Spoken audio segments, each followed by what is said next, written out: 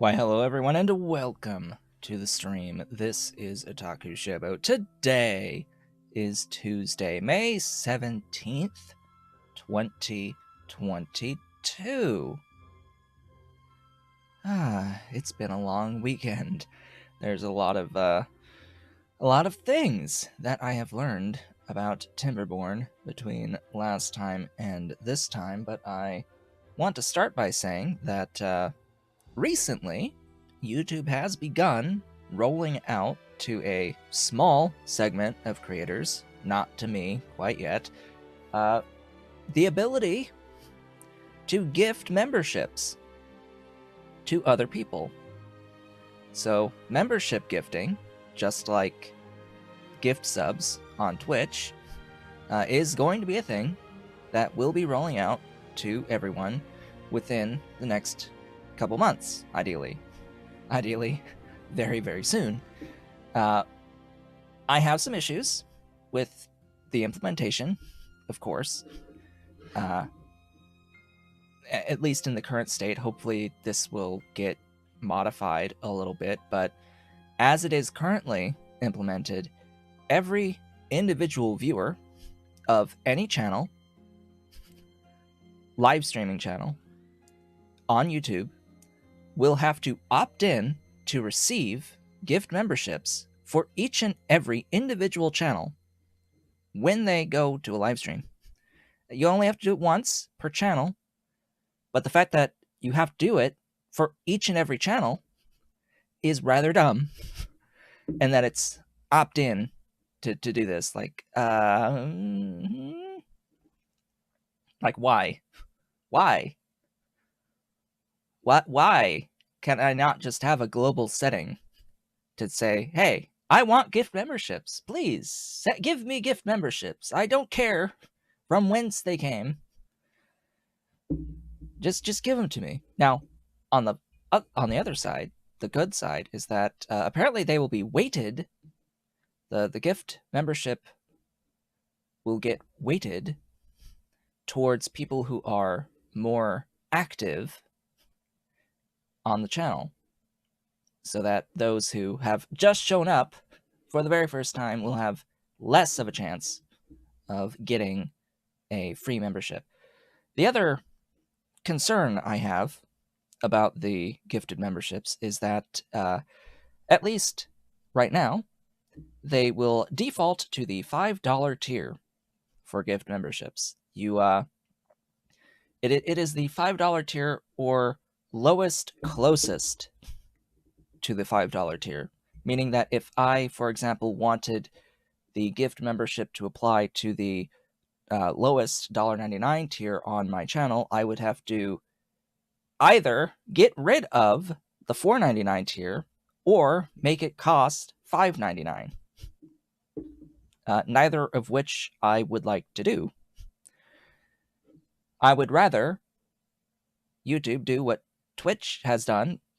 I believe Twitch has done this, which is to, allow people who are going to gift a sub to gift whatever freaking tier they want to gift. Like, duh. Come on. Why are you going to force only one tier and go through this system that you've had to build to find the closest lowest tier if a channel doesn't have a $4.99 tier or $5 tier? Like, wouldn't it just be easier to call the tiers and list the tiers than to search for closest to $4.99? Like, all right then. Some questionable decisions being made from YouTube, but, that's just YouTube. Anyway, I just wanted to briefly talk a little bit about that. It's something that's going to be coming. Apparently raids are also going to be coming, and they're just as awful in implementation. So yeah, you have to be mutually subscribed, and the person has to whitelist you. The recipient of the raid has to have you whitelisted in order for you to raid them. So you can only actually raid people you genuinely know. Which sort of misses the point of raids, to be completely honest. It's like, that's missing the point. Like, the whole reason raids even exist in the first place is to increase visibility. Like, the whole reason it exists on Twitch is to get people who don't have that many viewers to have that discoverability, right? Like, that is the reason, at least one of the reasons why the rating thing exists. It's to help people out. People you may not know. Anyway, that's that. Hi, it's Timberborn time. Timberborn is here. I don't like that the main menu music does not automatically, keep going. It just plays the track and stops forever. That's great for streaming, isn't it? No, it's not. Like, yeah, they went and they have this setting here, down here, to make sure that the audio still plays when you are outside of the focus of the game, which was put there specifically for people who are making content of the game. And yet they didn't make the main menu music cycle repeat. Okay. Anyway, I've done a few things since last time. We were on Otakuville. That's the one. We're on that one, I believe. Oh boy. So I've had to play around with a few things. I've researched several things. And gosh, when I load this save, how many mistakes, quote unquote, will I recognize as I load this save? Because there's a few things to note. Ah, boy. So I've looked up. And I've added a mod. Let's start with that. I have added a mod. Yes, we did all of this last time. We were beginning to set up an area that will be the district that will allow me to mine these ruins. Because by default, our district location right here cannot reach up to this mining spot. It can't reach there. Now, I'm not certain about whether or not the flag... I think technically the flag is just barely able to reach from... actually, I'd have to have the flag right back here on either side of this tile, which I can't place with the stuff over top. So there goes that. I think even if it's at that range, it can't quite reach that. There's a few maps where you can just barely start mining some of the ruins from the maximum distance of the district, but generally speaking, it seems like the balance of the game for most of the maps, especially this one, is such that you either have to set up a new district or you have to move your starting district to be within range of ruins. I could move the district, but I want this stuff to be in range still, and it's going to be rather difficult to move this district to be in range of this and of this area here. So I'm just going to leave it right as is there. I added a mod, as I mentioned. I added a basic scripting mod. I need to actually get the name of that again. It is the Simple Floodgate Triggers mod. This came up during our stream on Thursday. Someone was like, hey, wouldn't it be great if you could have the floodgates automatically act upon certain triggers? Well, actually, there's a mod for that. There is a mod for that.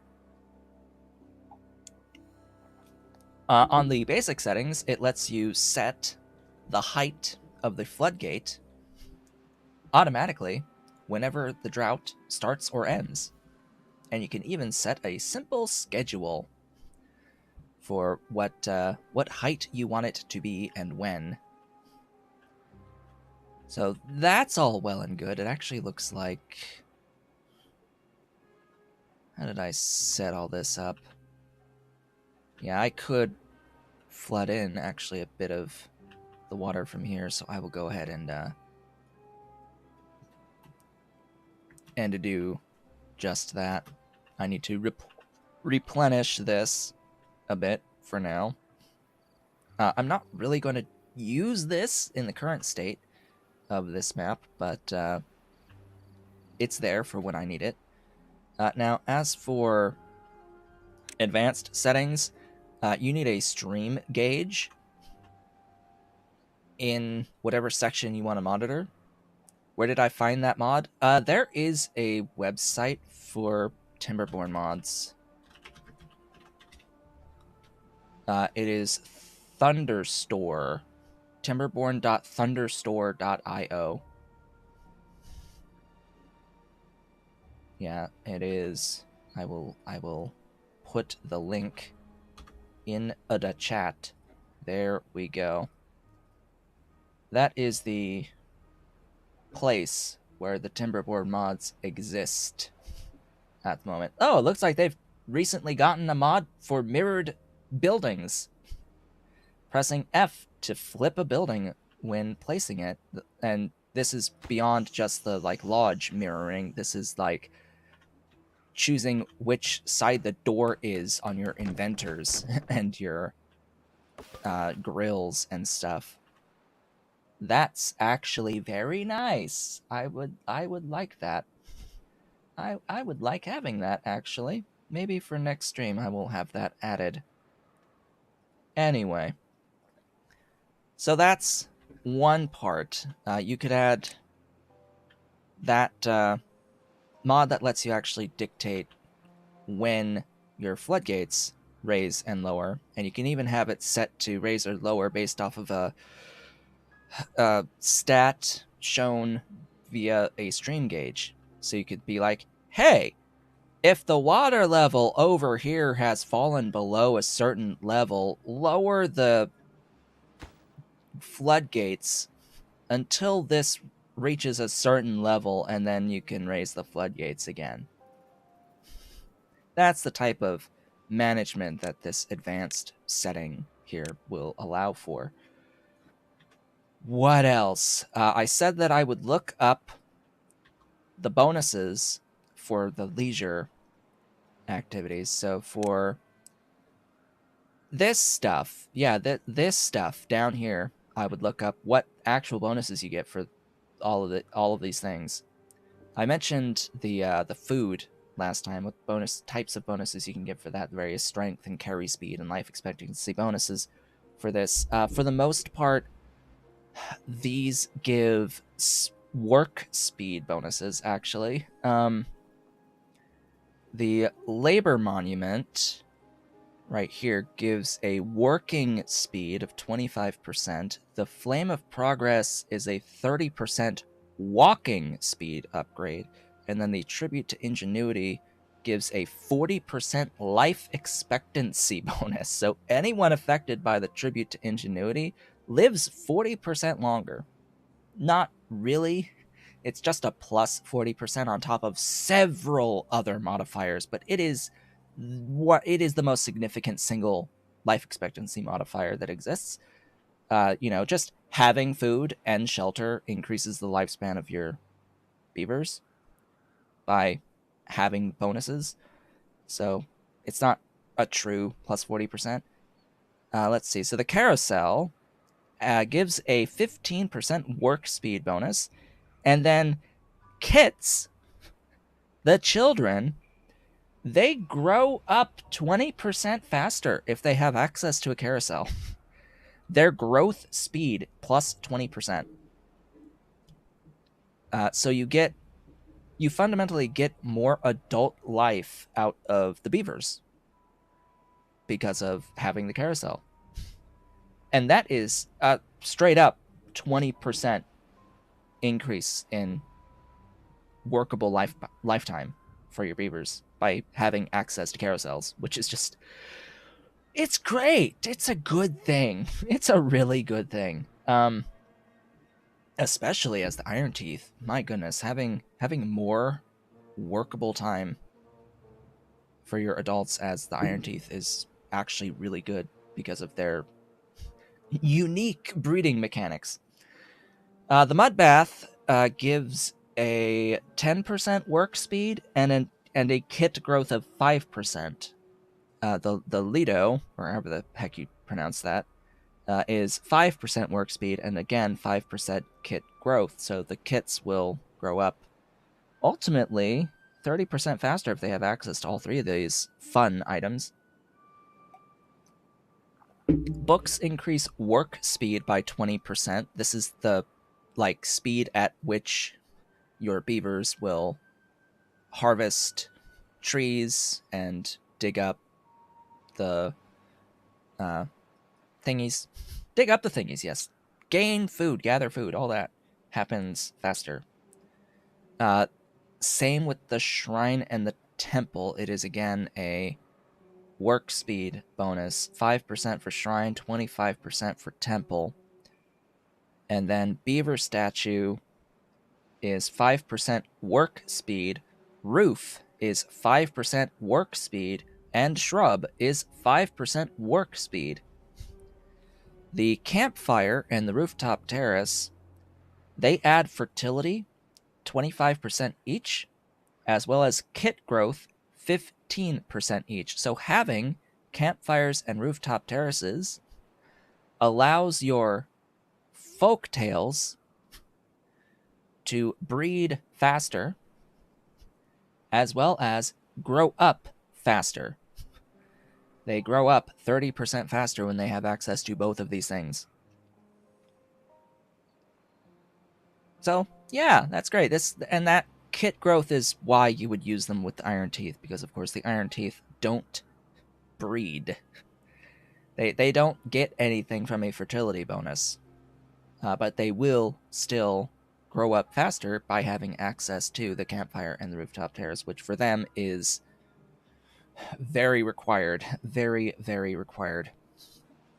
So that's the bonuses for access to leisure, meaning we want to have as much leisure score as possible so that we're getting the most out of each individual beaver. The other thing I wanted to look up was the drought mechanics and what exactly it happens with the drought mechanics. What's going on there? Well, it will differ depending on difficulty level. On easy, the temperate part of the cycle will last 16 to 19 days, and the drought at max will last 2 to 4 days. So at worst, you will have a 4-day drought on easy difficulty every 16 to 19 days. Easy is very easy. And there is a 20% handicap modifier for 10 cycles. Now that means at the very first cycle, the drought will be 20% less of whatever the random die roll is of 2 to 4. So it could be a minimum of 20% less than 2. I guess rounded to the nearest whole number. Or 20% less than 4. Again, rounded to the nearest whole number. And that bonus, or that multiplier, goes to a flat value, like 1x multiplier, the closer you get to the 10 cycles. So it will change. You'll have longer droughts over the course of that handicap time until it goes away, until the multiplier goes away. On normal, which is our setting here, the temperate cycles will last 13 to 17 days. 13 to 17 days, which it would appear as if we've had a 17-day temperate cycle on here, maybe, or close to it. It tracks, but the drought will last 5 to 9 days on normal. So 9 is the most amount of days that a drought will last on the normal difficulty. That is the cap.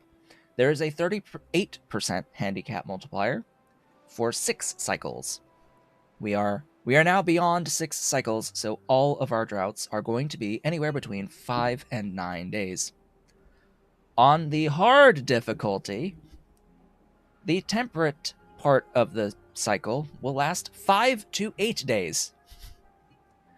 So we go from 13 to 17 to 5 to 8, which is less than half the time available to you on the temperate cycle. And the drought cycle lasts 15 to 30 days. Random. 15 to 30 days. With a 20% handicap multiplier for 15 cycles. So you have 15 cycles before you have the chance of seeing that full 30-day drought. But that's really long, even at 20% lower for that first drought cycle. So you've basically got 5 to 8 days to be ready for effectively a 2-week drought, which is long enough to kill carrots without a reservoir. So you have about a week of your first cycle when you start the game on hard to build a reservoir to like get enough water to last through the drought and to like try to keep your crops alive and to store your food and such. How are the adventures going? I'm just letting the game run at the moment.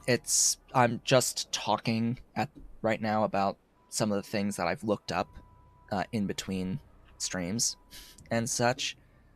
We're going to be setting up another district today, our first real expansion. In the last stream, I set up a district out over here in order to build this levee and give myself a sizable reservoir out here. But I'm not going to do this as my next true district. I'm going to be going over here to set up a district in here to access these ruins. They're not going to last forever. Ruins are not renewable. We will need to get to a underground ruin mine spot in order to actually have renewable scrap metal. And even this comes at a cost. Hi, Dolly. There's my baby. Hey, baby. Yeah, you're playful. You're chirping at me. Yeah, Merle. Merle. Oh, you're comfy. Hi, Dolly. We haven't really seen you in that spot in a little bit. So yeah, several things I've looked up and been thinking about over time. Lots of things I've been thinking about over time. Also, the triple lodge is under no circumstances worth building. There are 0 circumstances in which a triple lodge will be worth building. Okay, there's one circumstance where it would be worth building, and that's if you just so happen to need something that this thing fits the footprint of. Like, if you have a 2x3 slot you need to fill, a triple lodge is a 2x3. But it is not resource efficient at all. The double lodge is the best of the Folktails lodgings. Of all of their housing, I consider the double the best, and the triple is not worth unlocking It's not worth spending the science to unlock it, which sucks, actually, that it's not worth that. Anyway. Also, the irrigation tower is absolutely not worth spending any science on. Please do not spend your science on the irrigation tower. Don't use it either. This thing uses 2 water per hour to irrigate 11 tiles. Yes, you can put houses on top of each other. That is a thing. Any building marked solid, any housing that has this little solid indicator on the tooltip, you can build other buildings on top of. Like even the warehouses, you can build on top of these warehouses. Like anything marked solid or anything with a flat rooftop, you can build on top of.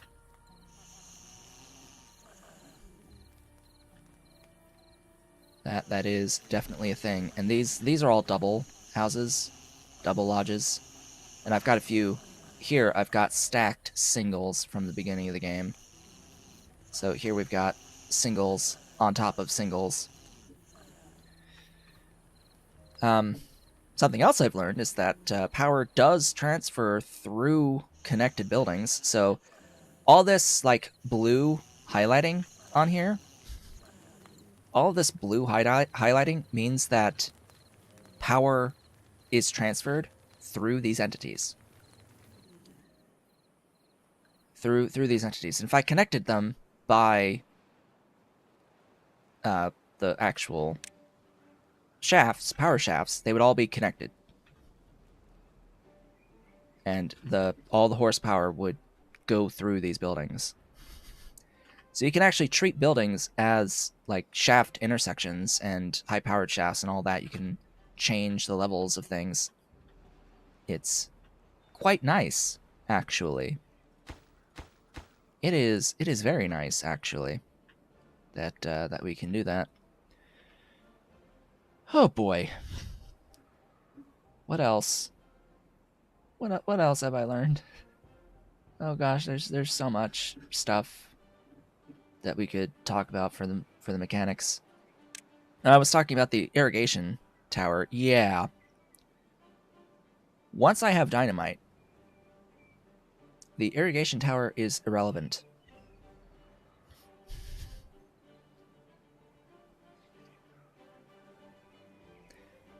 Once I have dynamite, the irrigation tower is irrelevant. The irrigation tower does take 2 water per hour to water an 11 tile radius. Once I have dynamite and a water dump, I can dynamite a single tile and place a water dump on that single tile. And that single tile will water 15 tiles, really 16 tiles radius. And it will only consume water it'll use a lot less water than 2 per hour, I can tell you that much, because it'll be filling a single tile. A single tile holds 5 units of water, and that single tile will evaporate water at 0.045 meters per day. And I think that these tiles are a single meter cubed, and it lowers by 0.045 or 0.0045, I forget which one, per day. So you very rarely have to top it off with like a unit of water. It's great. It's great. It's fantastic. So I want to get into dynamite as quickly as possible. That is going to mean that I will need access to paper. I have access to paper, but I will also need access. Oh, it actually looks like I need another doohickey. Oh gosh, I'm on ×1 speed. I was like, what? The drought ended forever ago. Why is the water not here yet? Oh, because it's It's actually crawling at 1x speed.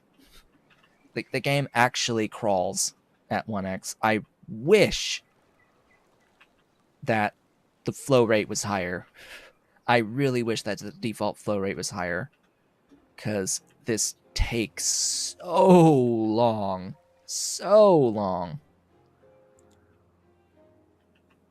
It is awful how long this takes. Anyway, this has to be at 0.5 height in all actuality, at least for the moment. 0.5? 1. It needs to overflow. If it's 0.5, it won't overflow. I don't remember. It's been too long. It's been a while. I want you overflowing and going over this way. Over here. Speaking of which, I need to make this a reservoir as well.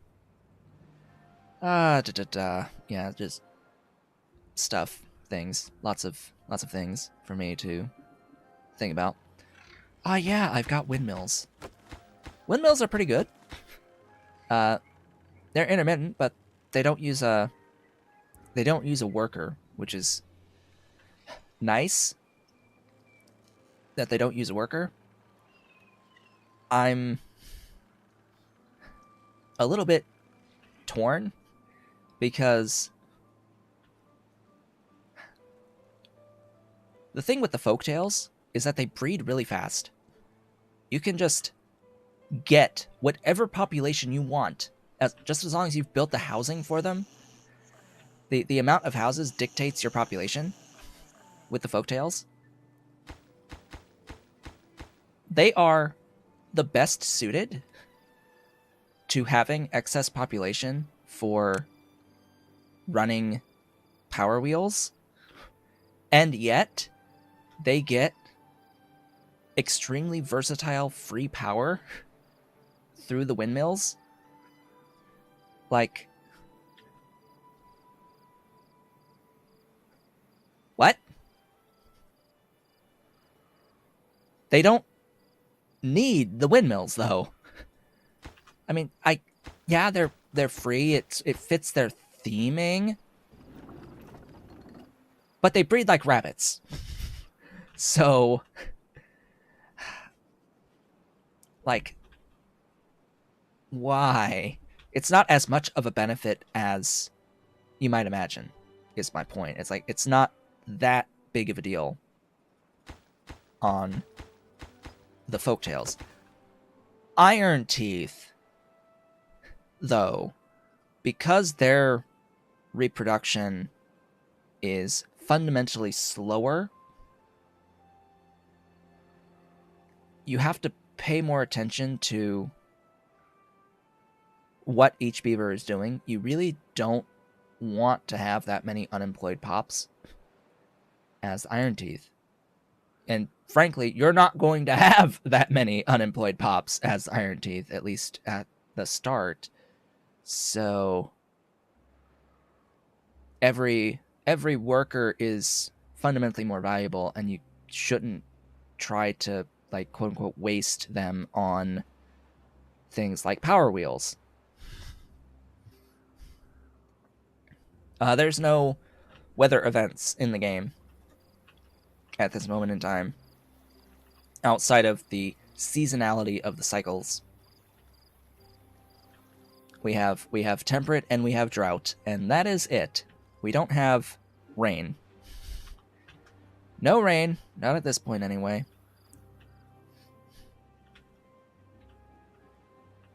Like, could you imagine having a rain event that shows up and increases your water level and floods your land if you're not ready for the... Oh.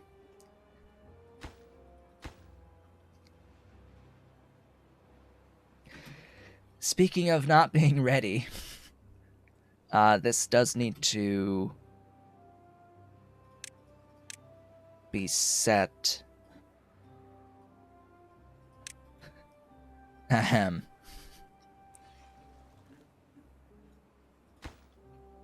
Ahem. Yeah, yeah. Mm-hmm.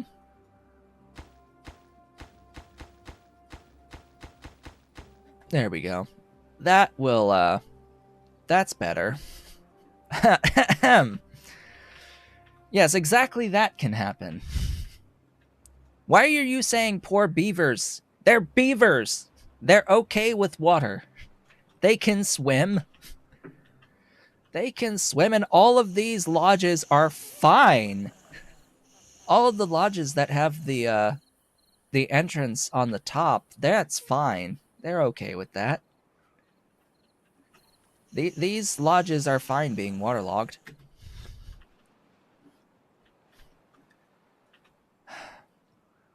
So it looks like I've actually done everything. Have I done everything to set up this as a district already?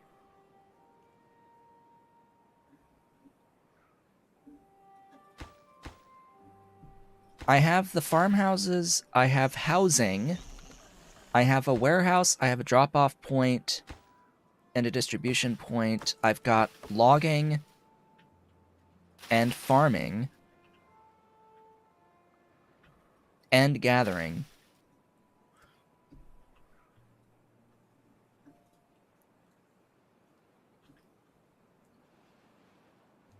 So I think I can just make this the district now, right? I'm pretty sure I can just make this the district now.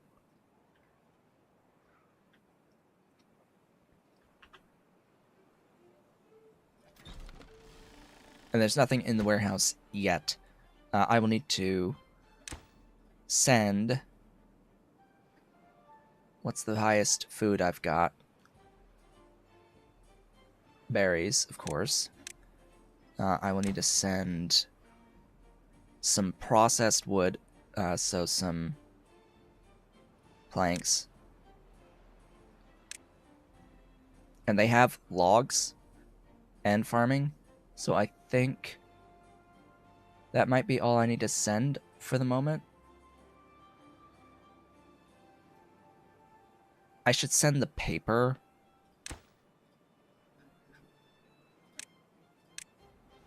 Because that's where the production is going to be on the dynamite.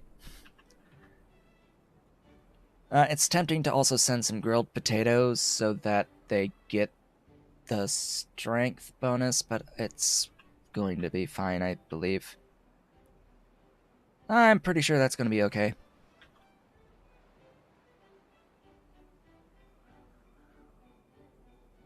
Yeah, because it's within the same district, quote-unquote, for the moment. So I have to delete this, and I have to delete this, and then I have to go into the paths and structures. I have to add a gate there, and then I have to put in a district center. I'm going to put it here. I have to think about facing. This is fine. I should path this.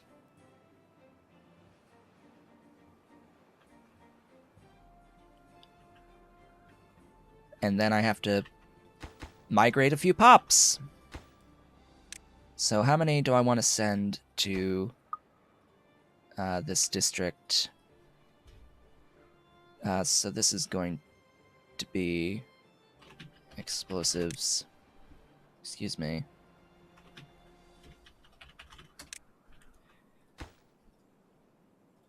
This is city center.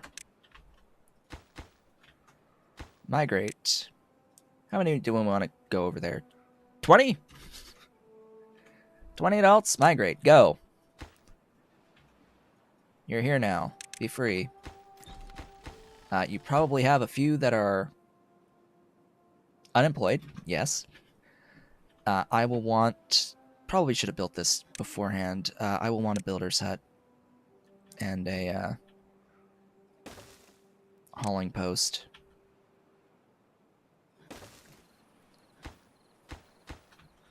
Now, these guys... I have no unemployed in here right now, because we have to breed up again.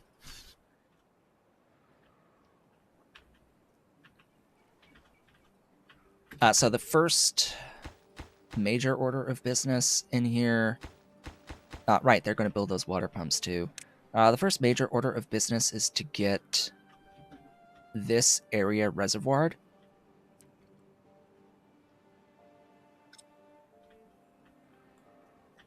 And I need to think a little bit about how I want to do this.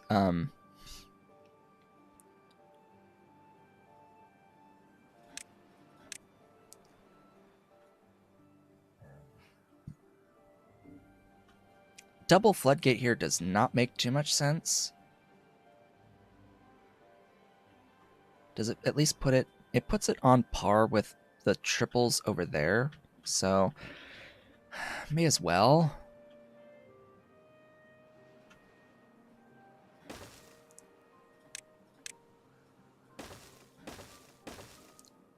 And this needs access by path. Because the beavers cannot walk over a floodgate. So that's one part, and I want to make sure that they do this preferentially. And then the next part, I need to decide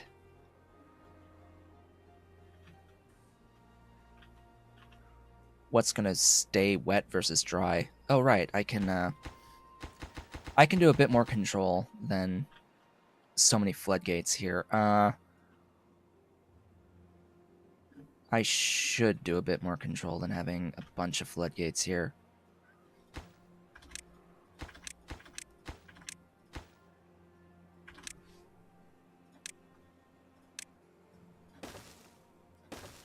Okay. So what this is going to do is it's going to restrict the flow. And in all honesty, I should have set this path here.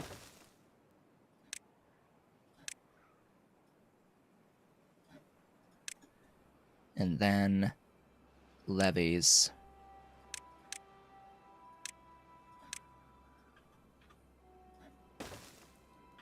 All the way down there. And then how far do I want this, and how big of a reservoir do I want?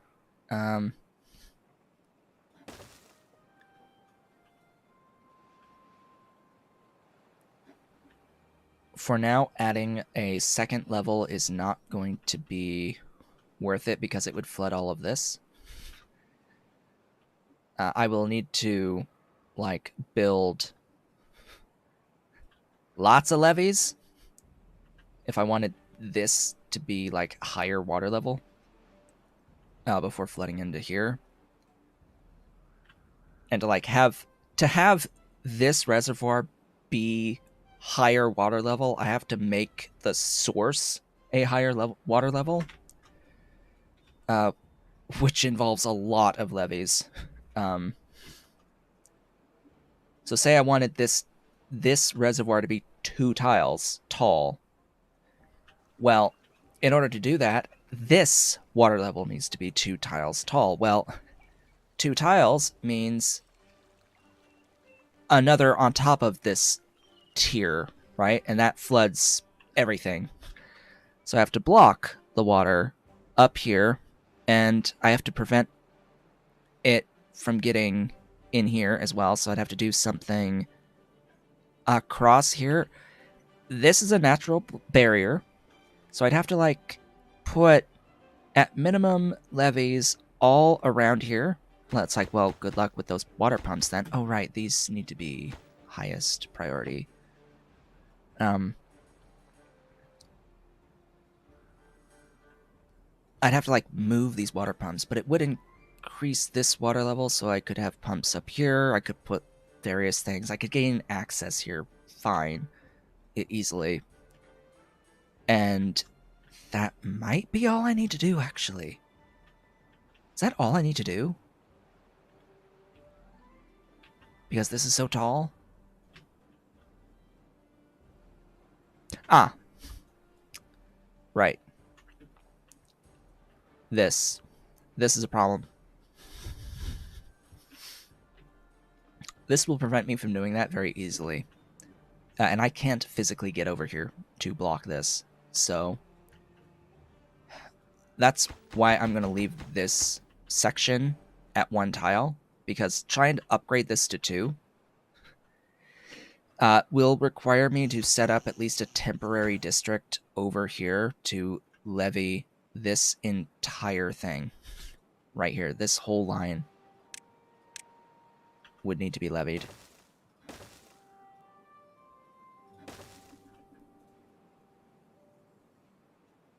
What the heck?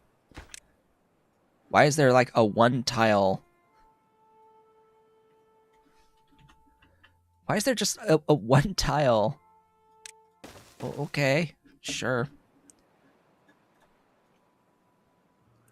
Because all of the water will escape here. I will be forced to just the 1.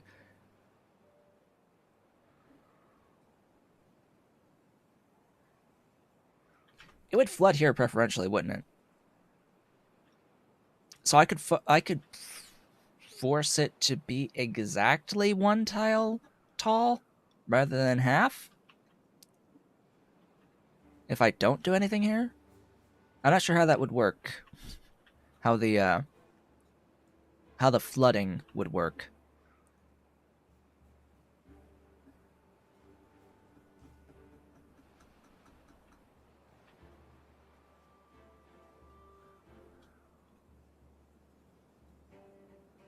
It would definitely decrease the flow rate back here if stuff is escaping out this way.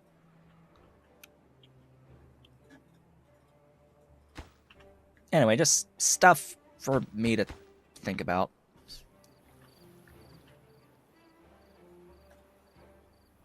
We are not done with these levees yet.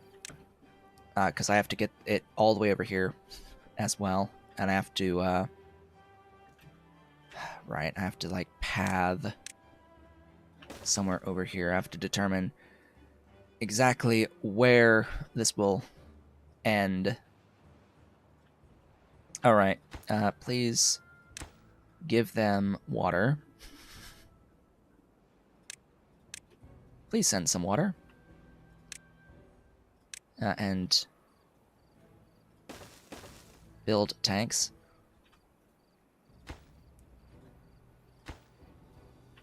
With high priority.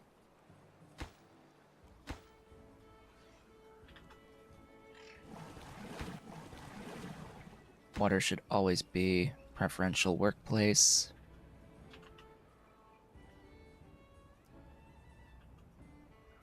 We may lose a few to thirst, but that's fine. That's fine.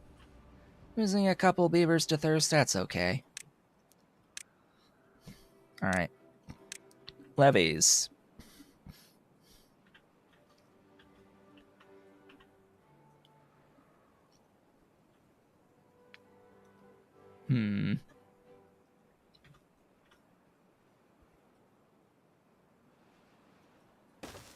Whoops. I did not want that.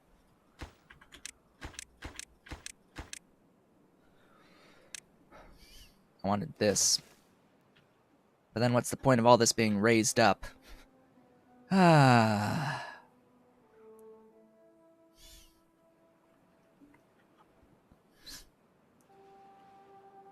Do I want all of this to be, like, reservoired? If so, I don't really need this entire line.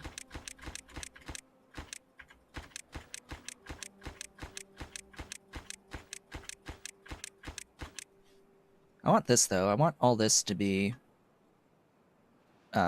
accessible land. Or maybe I should go here instead.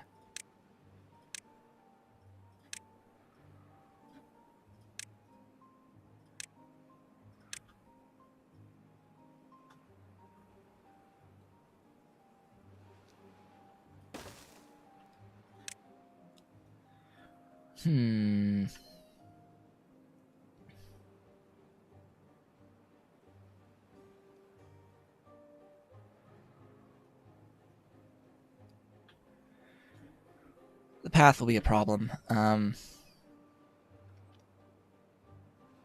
need to delete / move the path.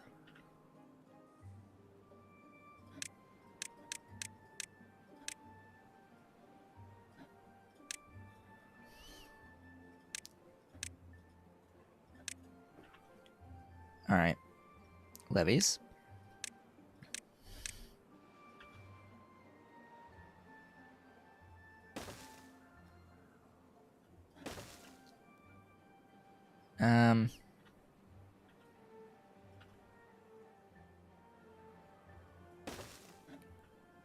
Same here. This path is in my way.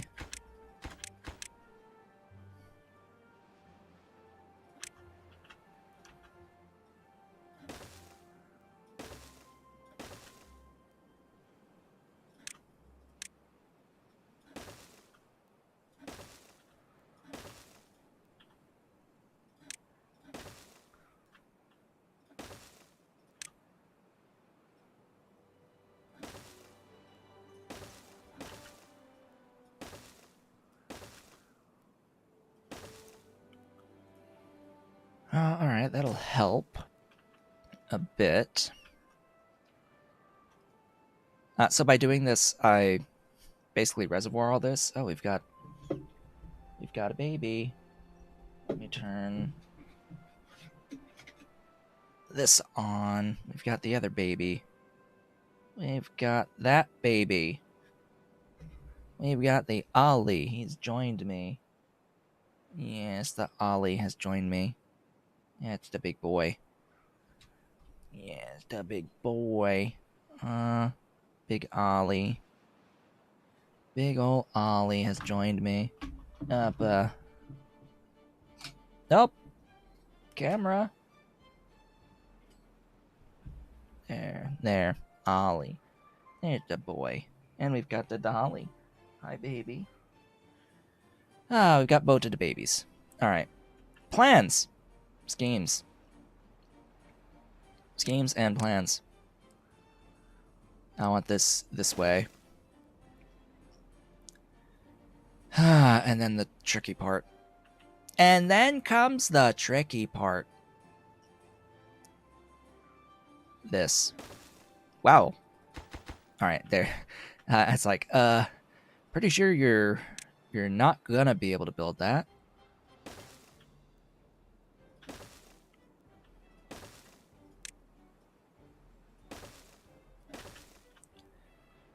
Oh, frick. No.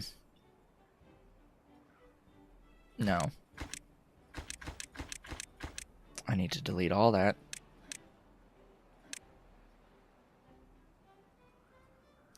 Yes. Width. Width is important. We need some girth. So the the water wheel is a 2x3 entity. Ideally, quote unquote, ideally, I will have two at least side by side, at least the spacing for two side by side. So this will need to be not 3 tiles inside, but 4 tiles inside. Like so. Now the platforms across are mainly just for the building at the moment. Building stuffs. And being able to get out here through the paths. Because all of this will not have water in it. None of this will have water in it. All of this will. In fact, I don't even really need this levee here, this part of it.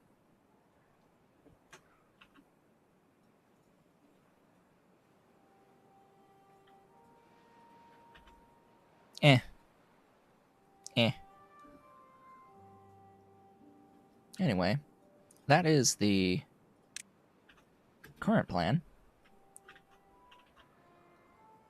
Let us run the game. And then, of course, the ruined guy will be over here and start bringing things in. Yeah. This could be longer. I could move this up here instead. Like, I could do up to there and then there.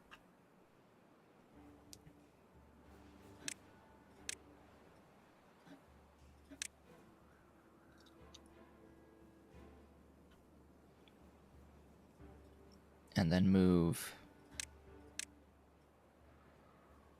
that to there.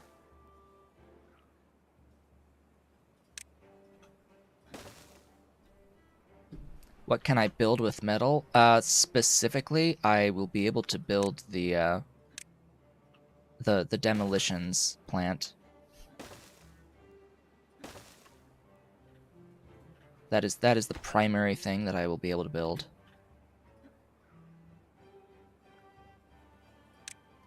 This guy, the explosives factory. It requires 30 metal to build that, and then placing dynamite requires explosives. Now, for metal, I will also need to be able to build the smelter, which takes scrap and a small amount of logs as fuel to produce those metal blocks. It needs 200 horsepower. 200 horsepower, which is 4 power wheels.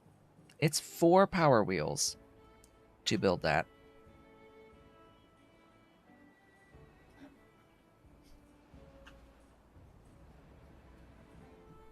Oh yeah, by the way, Spiffing Brit did a video, a stream recently. I don't know if you saw this, where he breaks YouTube, of course. Did you know that if you refreshed the stream and continued watching 30 seconds, that actually helps the stream out quite a bit? Because YouTube looks for folks who stick around for the first 30 seconds of a video, but when it comes to streams, that actually applies to more than that.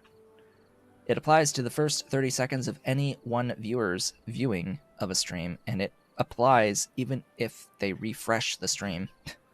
It's like, huh, interesting. Very interesting.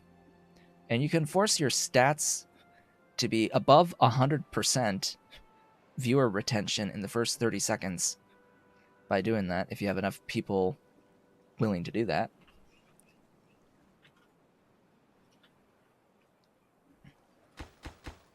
Just interesting things. Interesting stuffs. Oh, good. We have 1 unemployed. All right, that's fine. How are these guys looking? How are these folks looking over here? As far as I'm aware, these are self-sufficient in the city center at the moment. Going about making my lumber, making gears through a single gear workshop. Oh. And paper through a single paper mill. That's fine, but I will probably need more gears. Why do I have a forester here? Oh, for the chestnuts? Placing chestnut trees? Okay. I guess that's fine.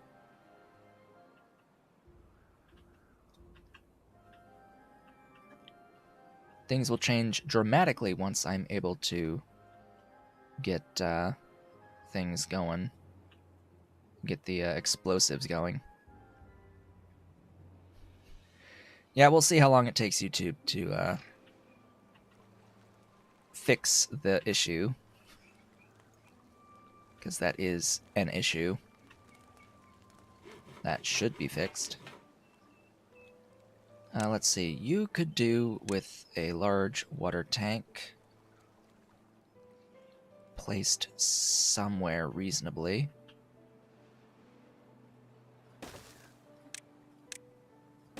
My only problem with the large water tank is that you must place the path. It's like, come on, why would you build this building in such a way that you can't just place it along a path, but you have to put an extra path? Like, could you not just include the path as part of the building? Okay. Okay, sure.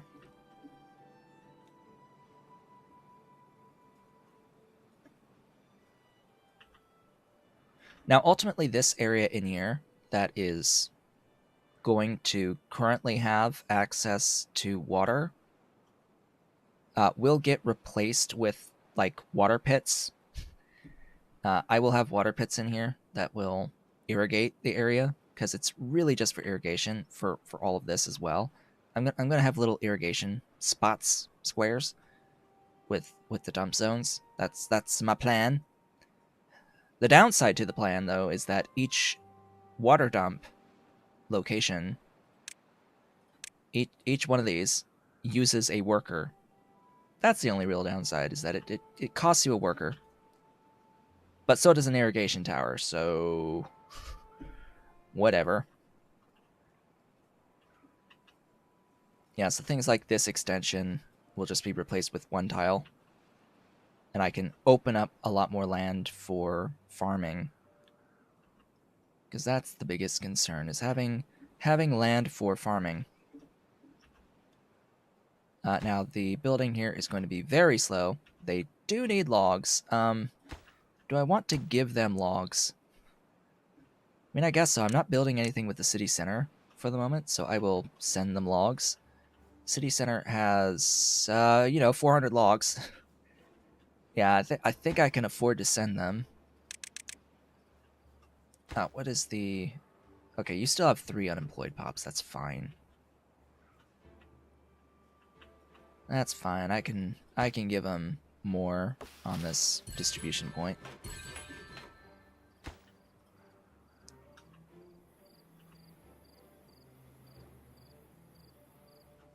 Oh, and all these are maples? Okay.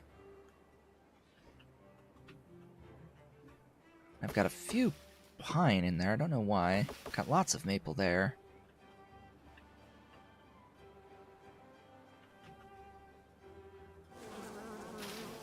Right, beehives. That's helping out a bit.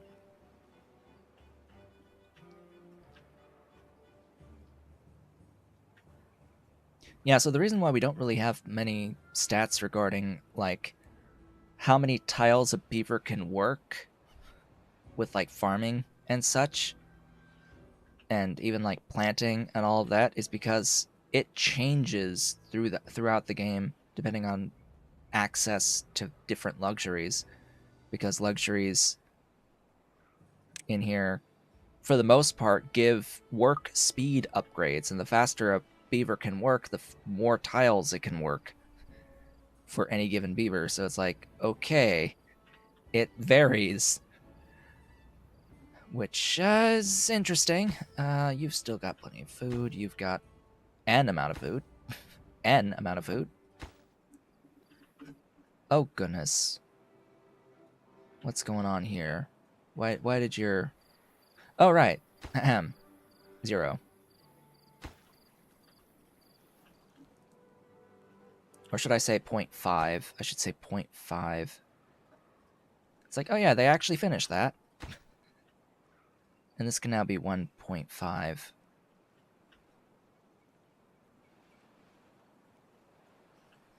Yeah, there is a mod that lets you change the district size. I have the computer for it to be able to use it. The reason there is a district size limit in the first place is actually a technical concern, more so a balance concern. It exists because of pathfinding math. That's why they limit the length based off of... they limit the radius based off of number of pathing tiles for each individual city center.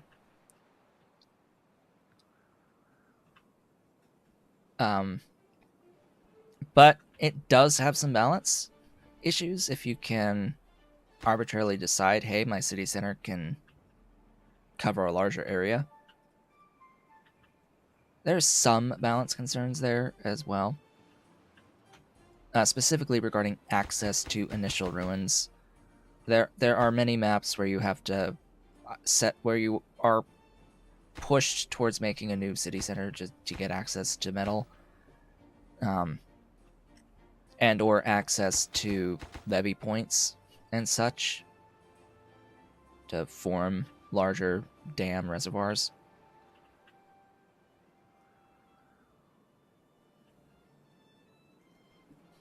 Oh, right. In my personal save, when I had done this and started flooding this, I had made sure to build a levee here to like prevent this area from getting flooded, and then I saw, oh hey, actually it doesn't reach that far. The spillway from this doesn't reach all the way over here, so it didn't matter. I didn't need it at all. Okay, so now I have this height set to 1.5, which I can set that when the drought ends. It needs to be 1.5, and when it starts, it will raise completely. Same over here, end at 0.5, start at 2.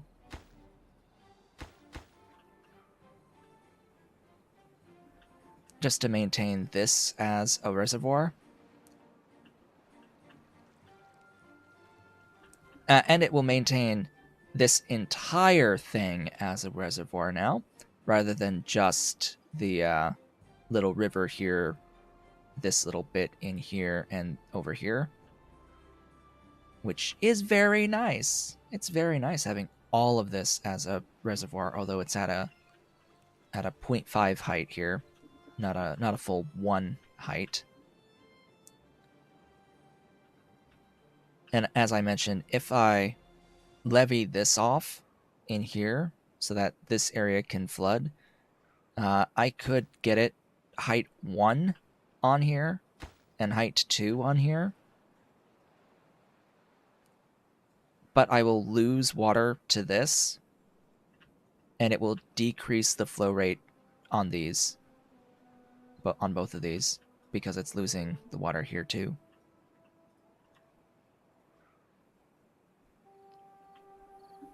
And I don't even know if it'll have enough water to overfill to at the 1 setting on here. I don't know. I don't know if it would overflow on this side. It would overflow here, I'm pretty sure. But this might drain too much from here. Building lacks workers. Oh, well. That's fine. I don't care about you. You have housing. You have enough housing for your pops. Might want to build another house.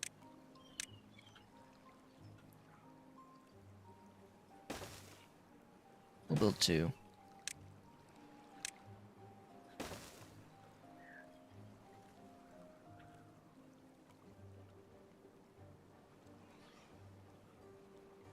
Okay, they're slowly but surely building out all of this. Unfortunately, now it's a waiting game. I have to just wait for stuff to happen at this point, for the actual building to occur. Even though I now have more builders, and I have vacancies, great. Just great. I should put in a campfire, which unfortunately needs to be placed on solid ground. You can't put a campfire on... You can't build a campfire on top of a burnable surface. Who would have thought, huh? Who would have thought that you can't build a campfire on top of wood? It says ground only. I would like to see an exception made for the metal platform, though, if one doesn't exist. Oh, really? Oh, that's funny. Oh, that's so funny. Platforms count as a rooftop. One tile platforms count as rooftop for the terrace. It must be above ground. That's all it cares about. And I guess it counts platforms as buildings. Yeah. Platforms are solid buildings. They're just buildings. So it counts for rooftop terrace. Okay. Sure. But there is this thing under path and structures right here, this metal platform. It must be built on the ground, and things can be built on top of it, but it itself does not count as ground, and I wish it did, actually. Because it's metal, I should be able to put a campfire on top of this, ideally. Now, yes, this does say that it uses 200 metal to build this metal platform. The key thing about this metal platform, I'm not going to spend the 500 science right now to unlock it, but the key thing about it is that it is tall enough that you can grow stuff underneath it. That is the main reason for it existing. So you can have a city on top of the planting, the carrots and the trees, by having just a little, I think it's 2x2 base available for your metal platforms every so often. And you can just have that as your primary place where you've got stuff going on.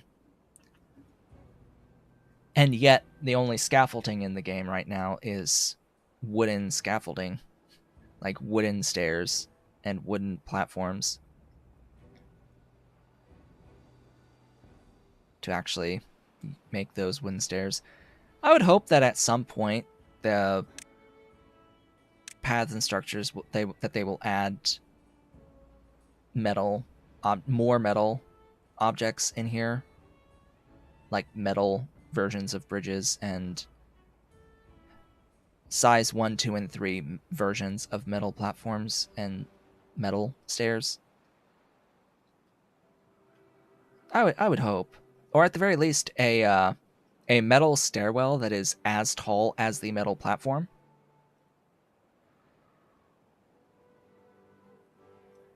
When that would make sense, right? A metal stairwell to go up to the next metal platform. I think this is a height of 4 from the pips on it versus a height of 3. Anyway, we've got the next drought happening soon. We have a max length temperate cycle. Wow. Okay. That's great. The maximum temperate length is 17 days on normal. I wonder if that's going to coincide with a 9-day drought, though. We shall see about that. Fortunately, I have the water over here to last those 9 days. And I've got the water here to last the whole time. That much is fine. Right. Okay. Stuff for these guys to do. I want you to remove this.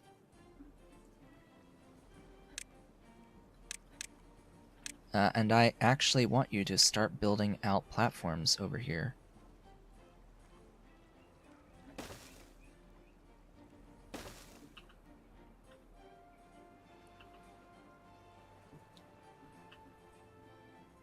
just so that we're all aware, this platform set is going to be used for water pumps. And in fact, I will need it to be 5 tiles.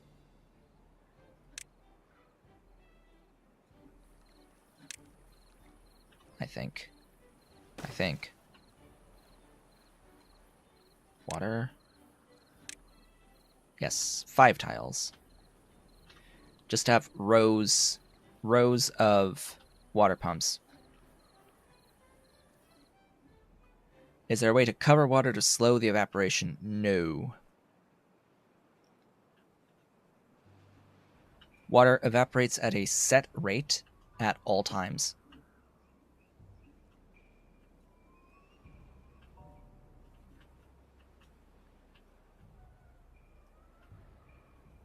And it is per tile. Set rate per tile, so the wider your reservoir, the more water evaporates. Just because it's per tile. It evaporates evenly. So the best reservoirs are deeper reservoirs. Smaller and deeper. Which is most beneficial for the iron teeth because they have a water pump that can go depth 4 rather than depth 2. So the most accessible water, unless you want drowned water pumps all the time, for the Folktails is to have 2 tile deep reservoirs, and you just have to have them be wider and lose more water because of that. So as you can see, this whole thing is now a reservoir that if I had a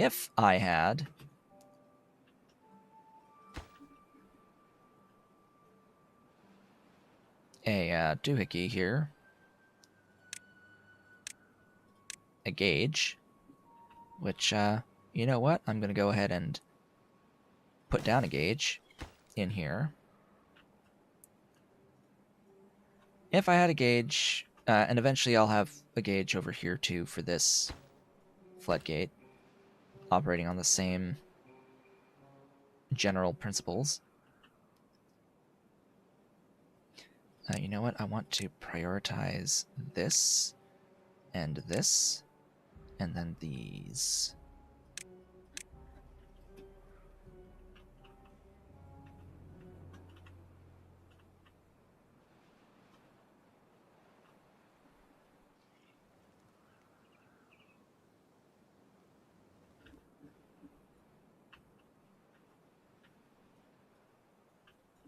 Alright.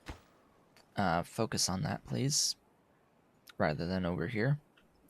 So what I want to do is I want to move these water pumps to over here. That's my plan. I want to take these 4 and have them built over here.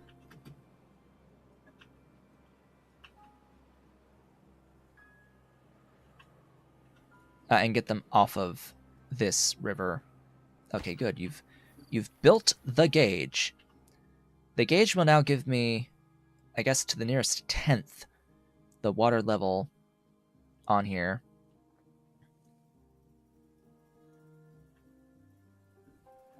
So I can now find this, go to advanced, detach the gauge.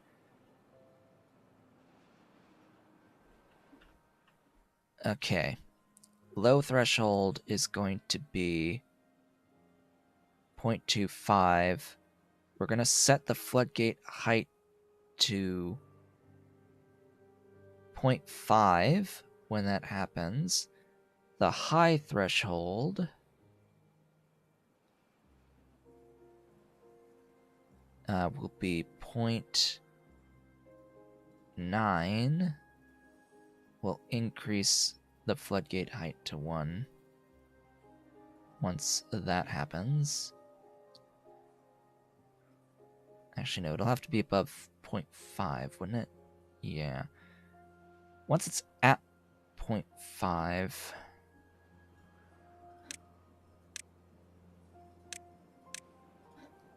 The problem I have with this mod is that I don't think that if you've got the steam gauge attached that it follows the basic rules anymore.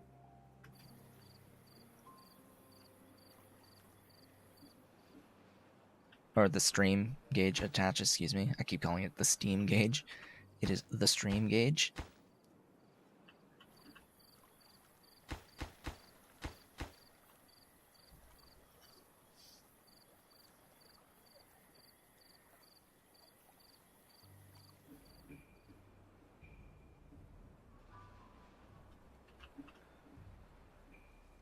I mean, realistically speaking,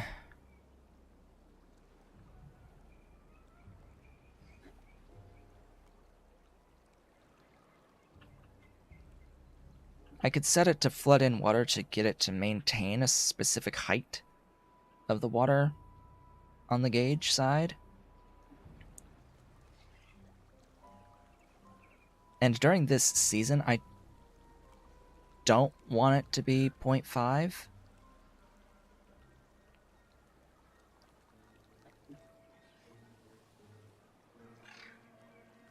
Or I don't want it to be above 0.5 during the drought.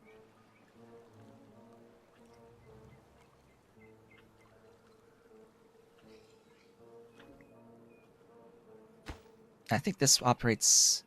Oh, it's actually operating to the 100th. Okay, so we're at 0.31.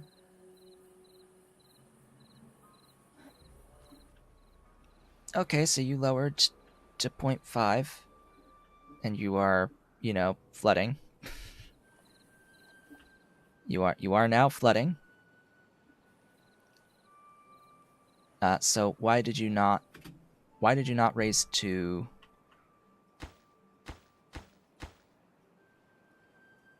Alright, you've raised to 1.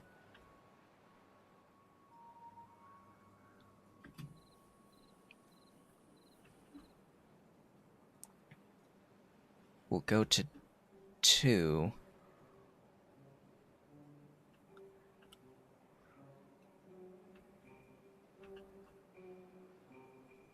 Yeah, that was a little bit too much. I don't know. I don't think in this circumstance this is going to be a great idea. Just keep it on basic. Just keep it on basic. I will manually handle the height of this.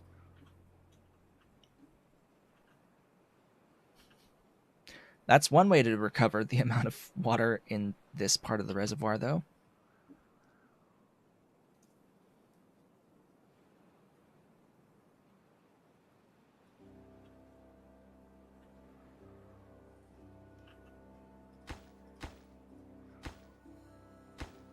I could have one section set to basic and the other set to advanced.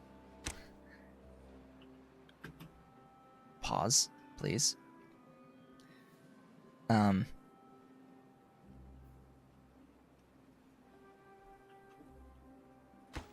Why did you start moving?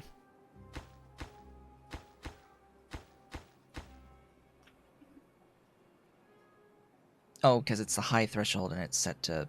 Yeah.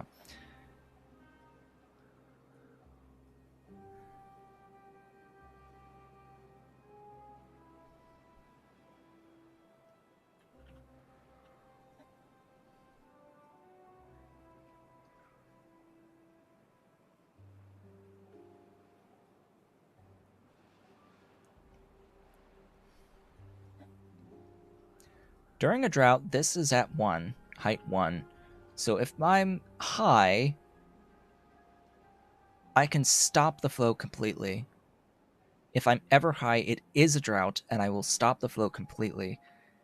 If I'm low, it is a drought, and I can flood in some water until it's high.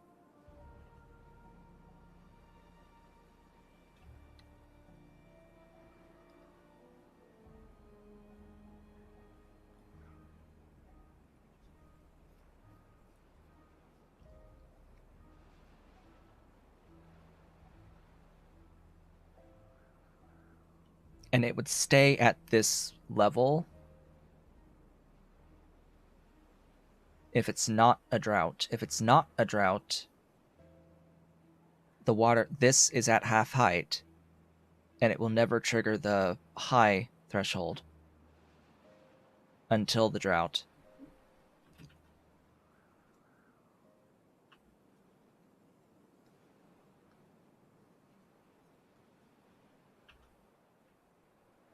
So I think that actually just works. I think that works. I don't know about you, but I think that would work just fine. By the way, YouTube is telling me I have 0 viewers right now. I don't believe it. So if you're here, say hi. If you're here, say hi. Because I think there are folks viewing. I hope there's folks watching.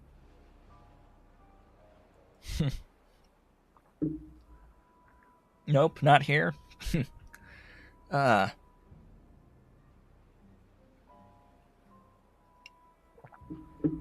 Yeah, so as we have 2 different people at this point in time commenting, pretty sure YouTube is not accurate, at least for on my side. So do I even need the basic setting anymore? If the advanced setting is set properly on a different floodgate?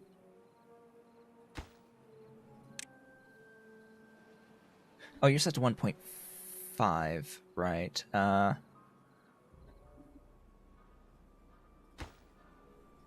Right, so it's 1.5.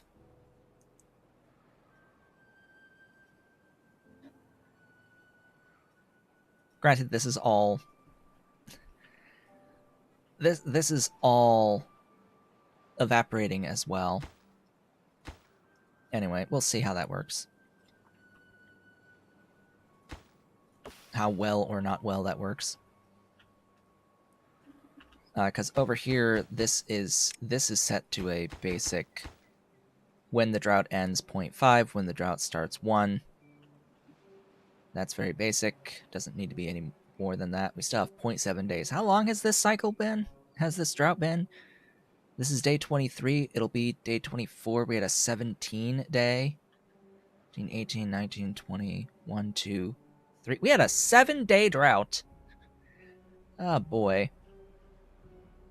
Hello, Ave. Welcome. So yeah, there's like at least 3 people actually watching. And YouTube has like 0. Oh, hey, it just hit 1. 1 whole concurrent viewer. Thanks, YouTube, for lying to me and undercounting the viewership. Thank you for vastly undercounting my hundreds of people watching.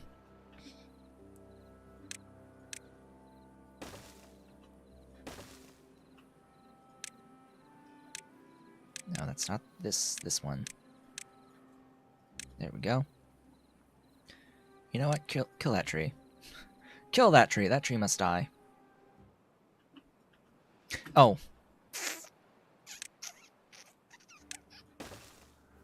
Ugh. I hate clearing paths on platforms. Because it's very finicky.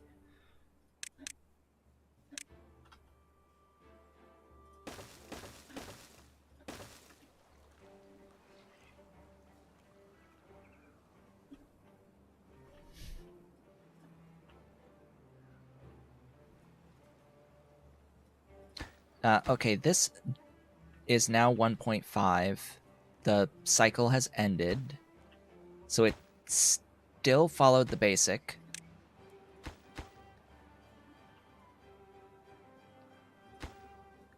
Yeah, it still followed the basic on you.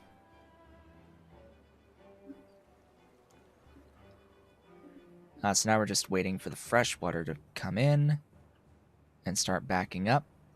Hello, Ave. Well, welcome. Welcome to the stream.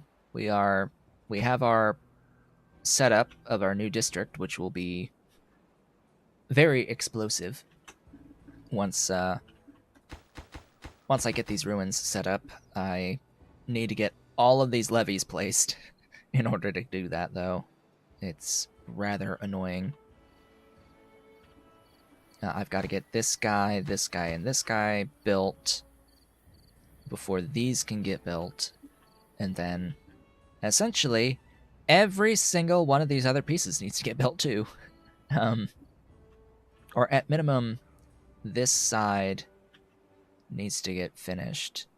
At minimum, this and this back here. So maybe I should increase their priority. Make these guys high. More than this other stuff. This other stuff doesn't matter as much. This is flow control. More so than anything else. These don't need to be levees, but that's fine. It's fine. I'm okay with these being levees.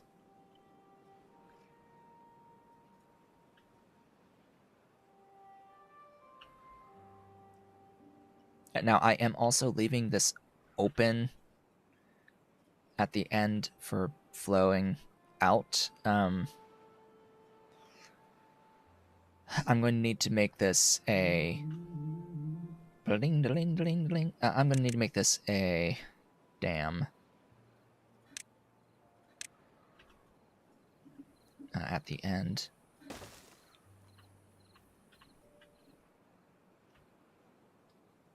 So by making this completely enclosed, this becomes a half-height reservoir.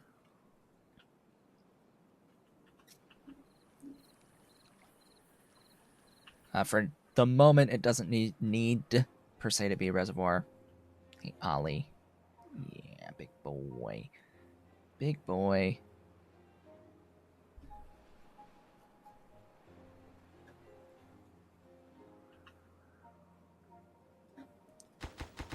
But I want these. I want these. And I want loads of other things. Loads of stuff. I want all of everything.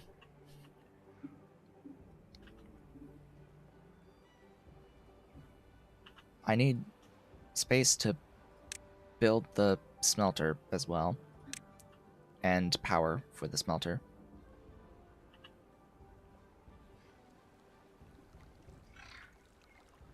It's probably going to be on platforms over here.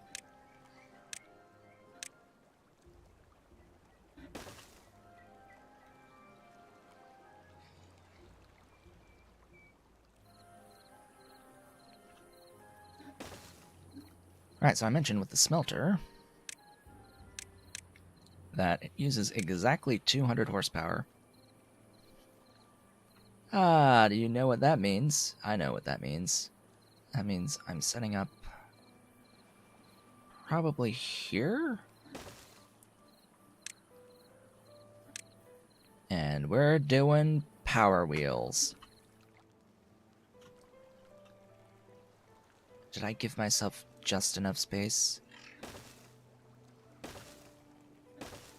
I have given myself just enough space.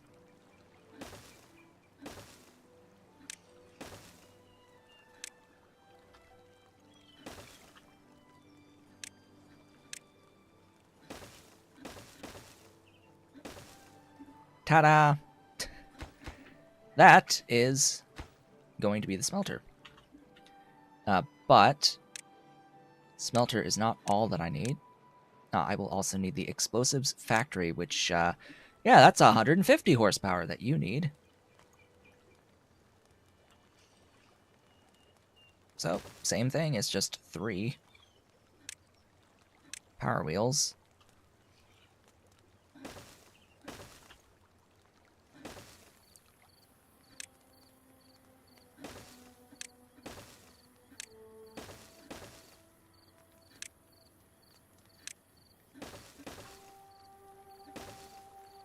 Ta-da!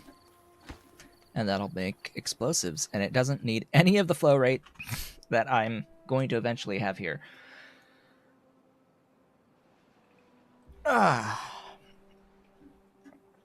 Because for a very long time, I will not have access to water flow throughout the drought.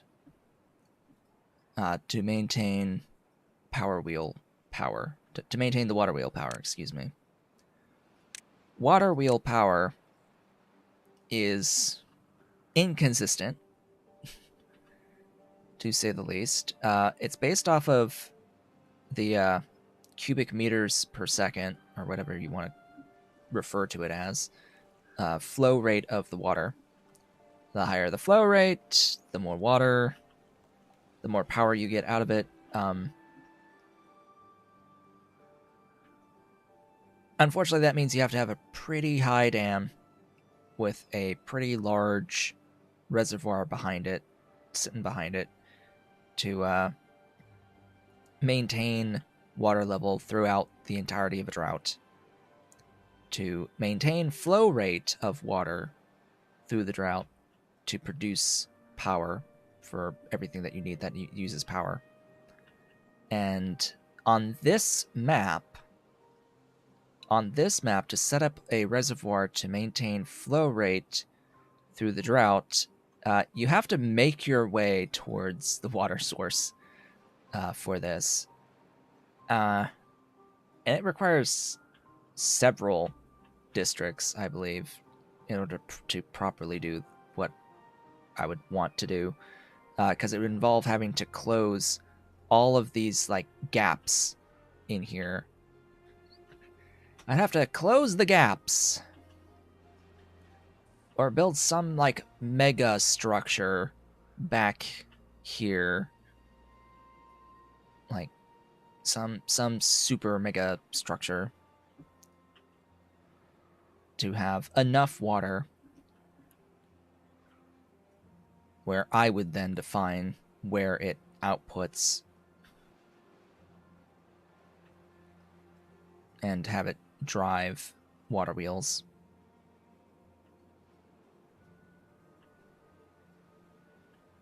That's definitely a very long-term project.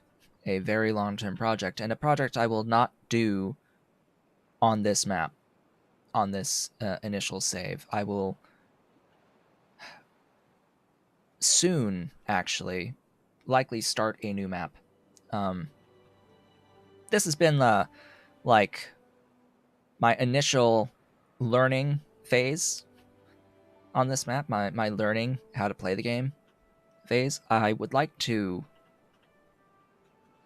start a game as the Iron Teeth on a different map. We'll stick with normal for that first playthrough, and then eventually I might try hard of one of these on a different map. The thing is, hard is hard. Hard is actually hard, in that it's very difficult to set up the ability to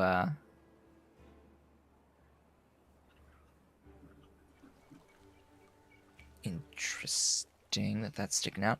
It's very difficult to survive the very first drought on hard. The very first few droughts on hard, actually. It's quite difficult. You're not flooding.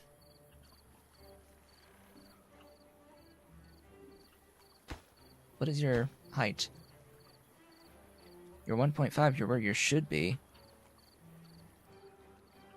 Interesting.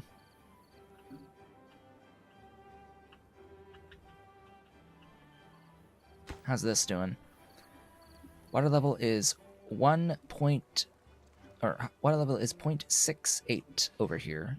Oh.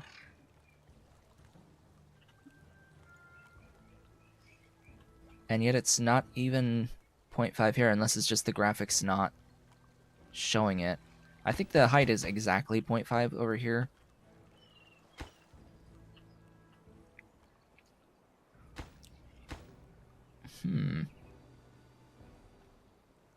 Well, it's fine. How are these doing? Ah, they're all functional, meaning that that can go away, that can go away, that can go away, and that can go away. So no longer will I be draining water from here. on this river section, which is irrigating all of my crops right now in the central section, because I'll be draining water from the much larger reservoir over here instead.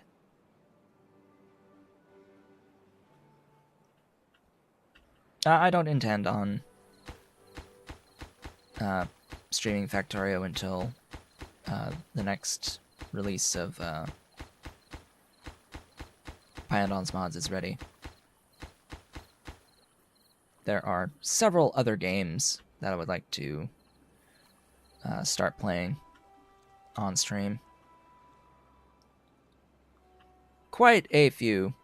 The next one would probably be Distant Worlds 2. Because it's had several good updates recently.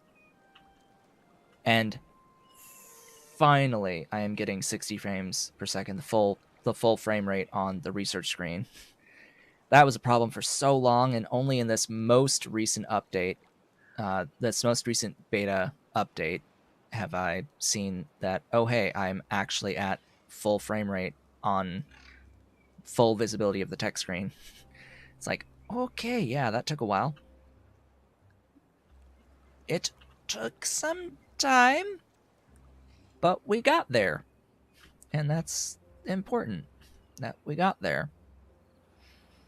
And there have been some very useful changes with colony ships as well that I very much am happy to see have happened. They're a bit smarter now, and you can actually use the colony ships to move population around if you so choose.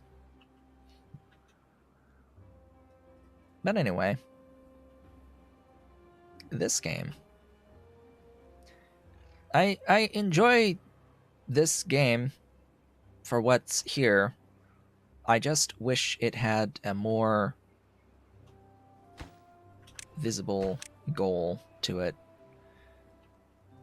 I mean, there are a few things that you can choose to be goals, like establishing maximum well-being. Establishing maximum well-being is a goal, technically, but it's not really something that's particularly rewarding. I mean, yeah, each individual thing gives you buffs. It gives you buffs. It should tell you that it gives you the buffs.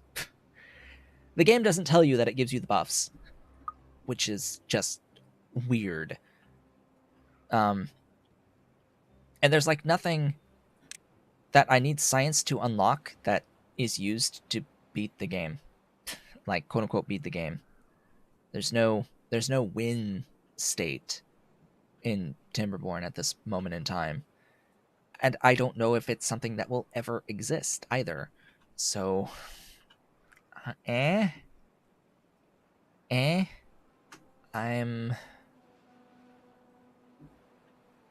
not certain. I mean, because it's still early access, I can say that these are things that I hope to see. Just something to give it more of a push. Because I am not an aesthetics gamer. I am not someone who is out to just build something pretty. I want purpose. I want purpose. And if the only purpose we get is, oh, can you survive the droughts? Well, that's not enough of a push to get me to play beyond that point, in which that's, in this type of game, a very early goal. Like, this district is self-sustaining in perpetuity. This district, this city center here, this is self-sustaining in perpetuity. It will not change. It doesn't need to change.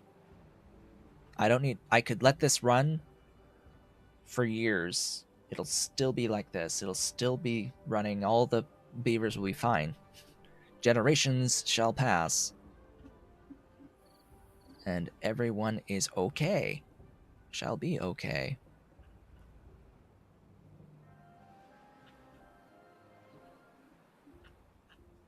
So it's like if it's fine, then what do we do next? That's my question. It's like what next now that we've sort of beaten the drought?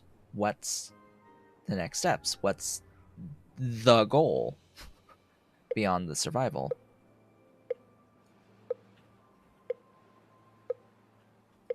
As we get our next drought in 3 days.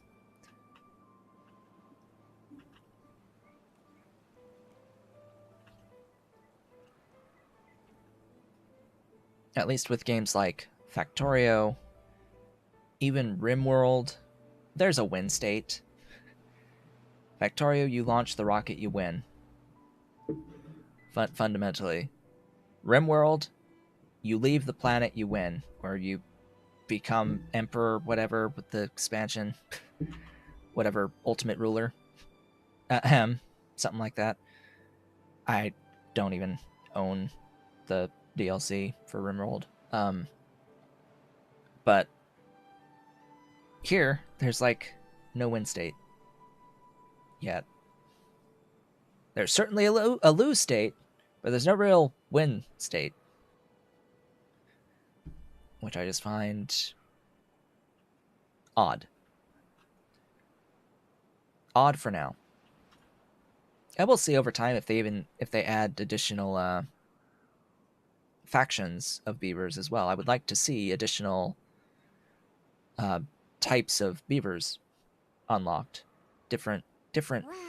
Schemes and stuff. Wow. Wow.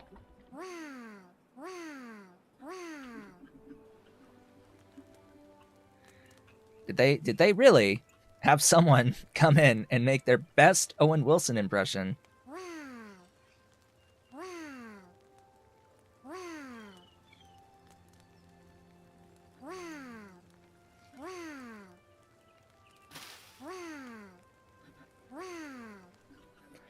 So the droughts do get progressively longer. It's just that they cap depending on the difficulty level. They cap depending on difficulty. So, I mean, really, the challenge mode is to play it on hard and be able to survive a 30-day drought. If you can reliably survive a 30-day drought, then you've won on hard mode, and it will take just a bit longer to establish a colony that can actually do that without collapsing. Ahem. But still, you're not going to have all of the techs, right? You're only going to have covered a small slice of the game to get to the point where you can survive the droughts. I mean, and then I'm not as much of a fan of having the droughts continue to get progressively worse and worse and worse, because that guarantees a fail state, and I'm not keen on a guaranteed fail state. I don't enjoy that type of gameplay.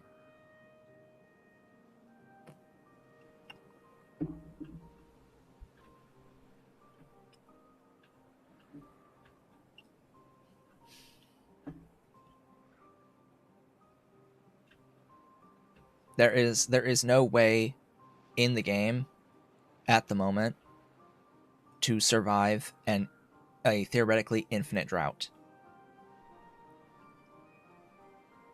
And a separate game mode is fine as a challenge to survive X amount of time with droughts that get infinite, that get longer and longer and longer, or something along those lines, or just point challenge, day challenge, how long can you last type challenge, brag to folks how long you can survive.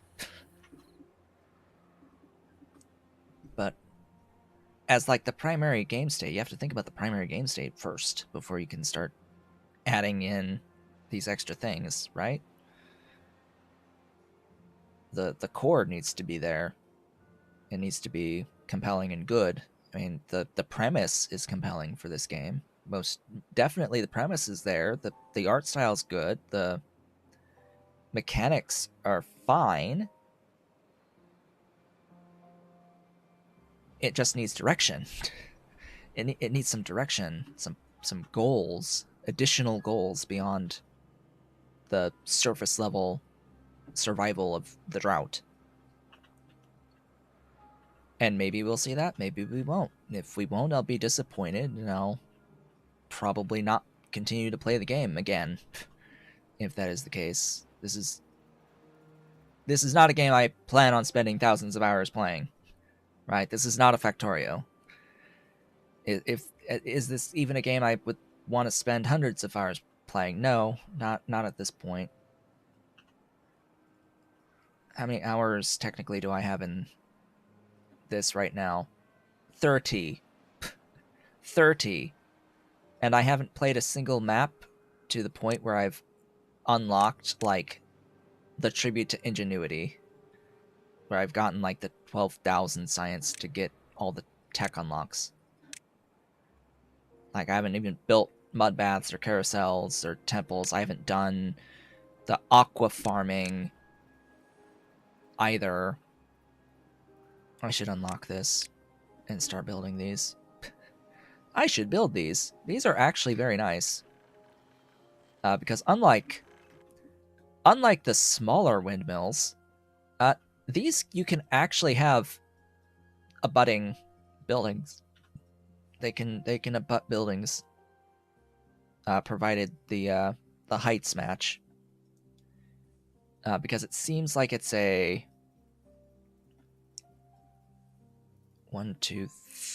3 tile high blockade that's larger than the 1x1. 3, 4, 5. Yeah, I think that's about right. So, for example, these buildings are too tall because these buildings are 3 tiles high, well, like 2.5 tiles high. So, because of that, I can't have this up next to it. Same here. The building is too tall, but this building, this building is fine. This building is only 2 tiles tall. It's not 3 tiles tall, so I can have this next to it just fine.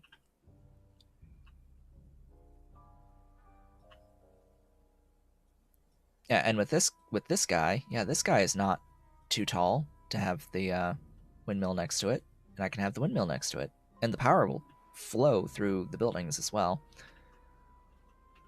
Just some interesting mechanics here. Yeah, I can even build this windmill like here or here, where I've got slots available. And I would like to build you. You can't have them next to each other, though. They need to be at least 2 tiles away. So I'll build those. They do up to 400-ish each. 400 horsepower each. Average? I hope that's average. And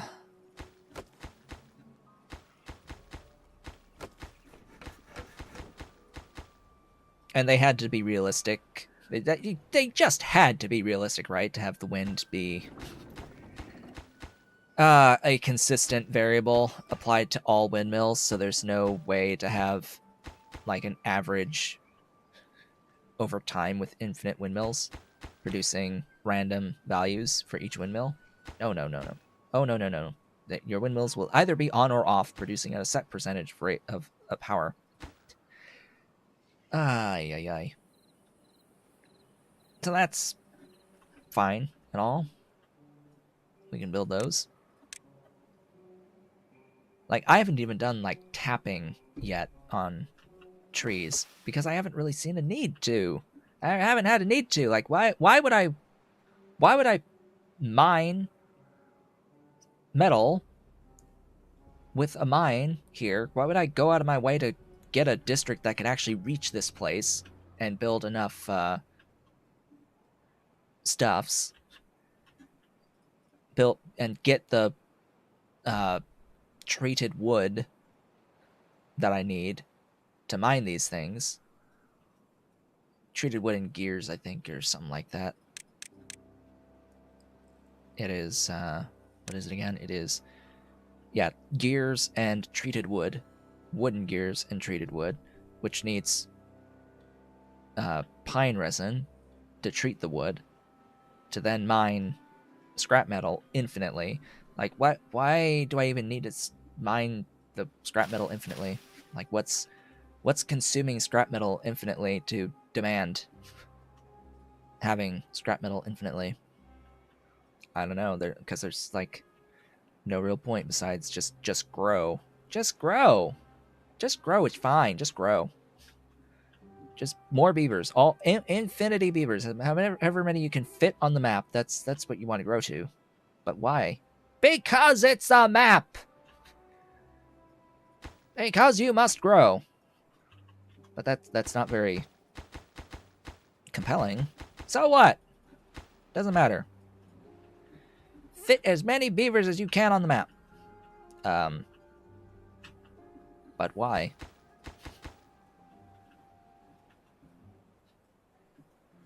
But why, though?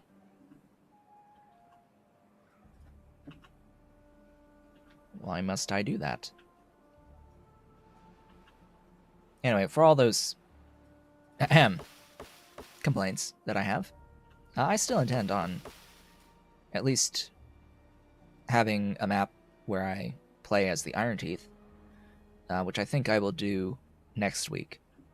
Next week, I think we'll do the Iron Teeth map, as we'll start up that, and we'll do at least 4 streams, because this will be 4 streams on Folktails. We could do 4 streams as Iron Teeth, and then move on to something else and see over time how Timberborn develops, if they add additional factions, if they add something that gives it a point to play into the later phases of the game. That would be great.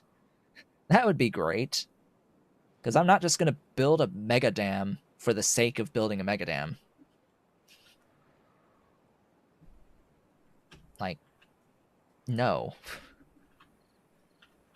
I'm not just going to do it for the sake of doing it. If there's no point, I'm not doing it. I value my time a bit more than that. Oh, a whole bunch died of old age. Oh noes. Age. Age-related death. Speaking of which, you're actually at full employment. Interesting. We're almost done. We're almost done with these levies.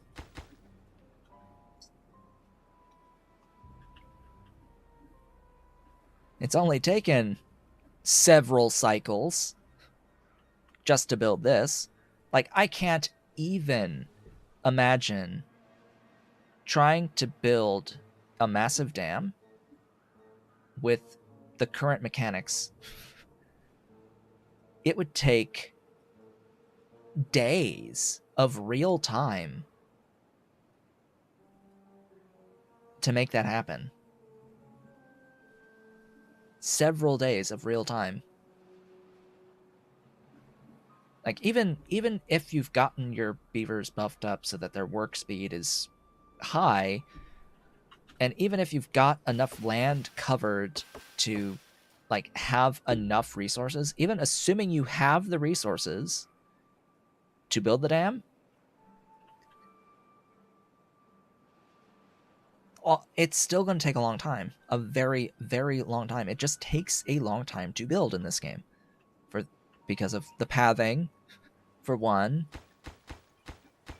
But also deliveries. Deliveries are not instant. They have to physically move the logs to the levees. And they have to get there as well. It's a bit of a logistical nightmare how long it takes to build these things. It's like, really? I often legitimately do not have all day to sit around and wait for this.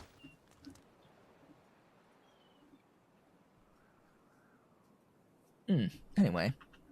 So, how are things? We're just in a drought. And now that this is finally finishing,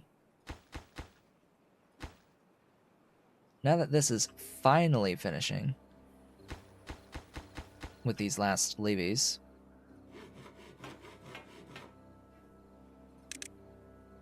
Yeah, that would help. Hey, that would help. Just a little bit. We will be able to keep this area in particular dry, and this as well, but this one's not as important to keep dry. In fact, I probably should have put these floodgates over on this side, like these 3 spots or something, to open this up a bit more. But it doesn't really matter. Now that this is blocked off, I can freely add the scavenger flag in here. I'll add 2 of them. Really, the more the better, because the actual mining rate on scrap is pretty low. We'll prioritize these.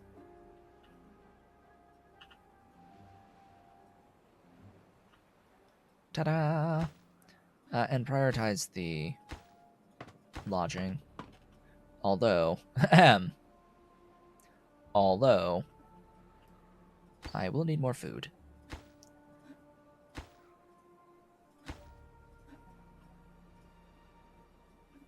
And I will need to start moving some of that grilled potato over. Ideally. Maybe I should just move the carrots rather than the potato. But anyway. So, yeah, the levies are... The scripting on the floodgates is working, apparently. Which is good to know. That they've lasted for this long.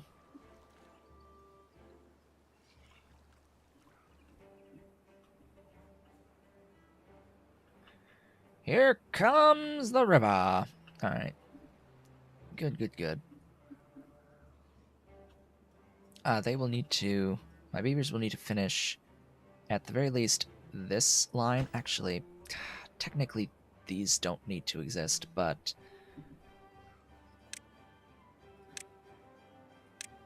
Yeah, I need these prioritized. Looks like they are building this dam.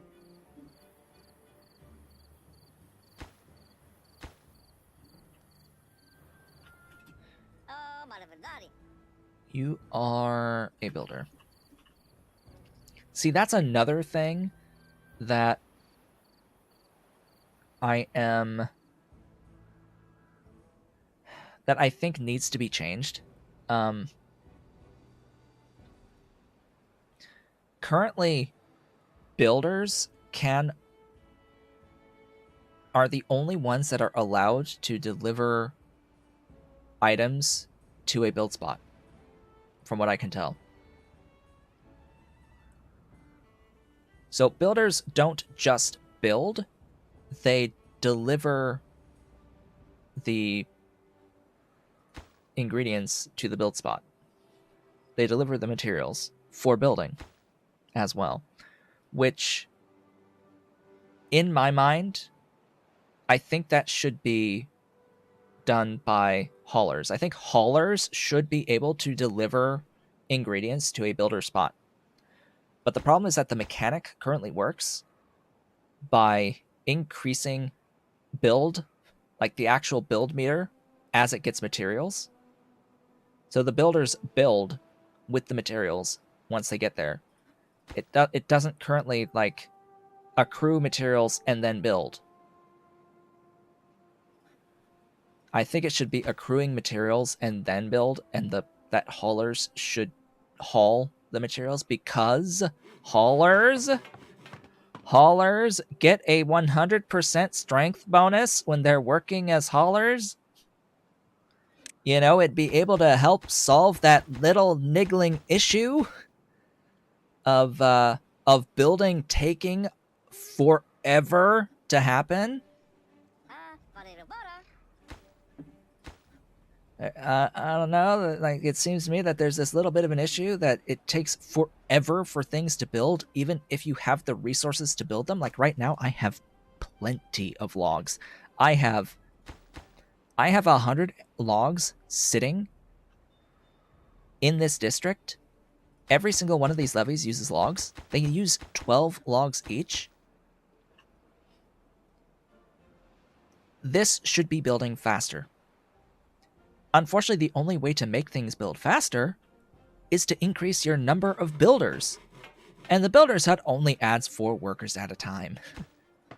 Whereas the hauling post, you can add 10 workers at a time to haul. I disagree with the focus, or lack thereof, with the building here. It's just, it doesn't make that much sense to me.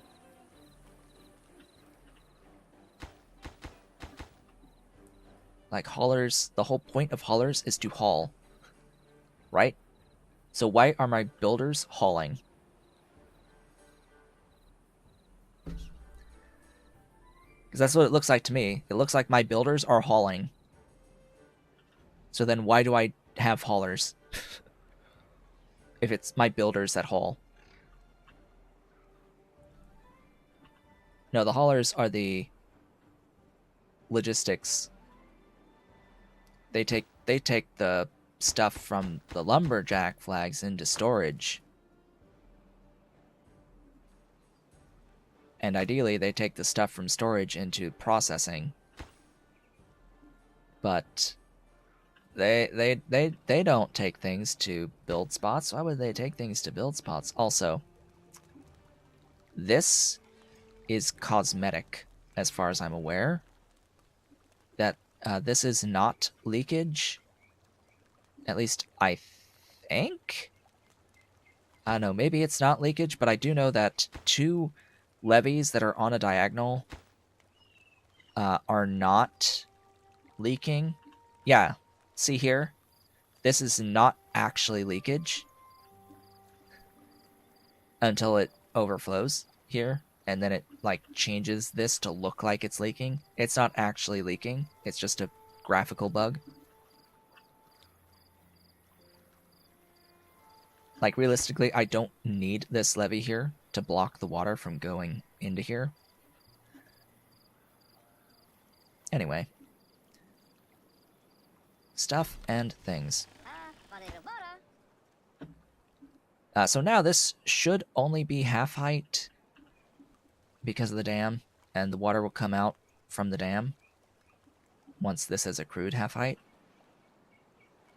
And now this is a true reservoir that probably won't last through the entire drought. Half heights don't usually last through the droughts if I'm pumping from them, but I'm not pumping from this, so I'm not certain. Depends on the drought length. I think it'll last. At half height, it lasts 10 days, thereabouts, before everything evaporates. If I had a Lido down in here, it would get too low by the end of the drought, I think. Lido being this guy, who I have not actually unlocked yet. Great. Great job. I need to get a spot I can place it. Oh, there. That's a spot to place it. Okay. I will place it then. This is leisure. I will add another one somewhere down here if I can. I absolutely cannot. I do not have the a 4-tile slot for you. I mean, I have it here, but this is supposed to be for the other dudes, and it's a bit far away from where it needs to be. It's the biggest problem with this building.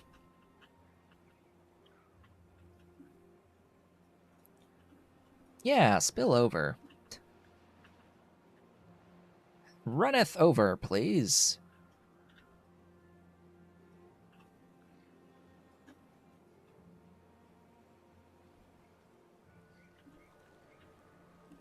Oh gosh, the water doesn't even look like it's flowing.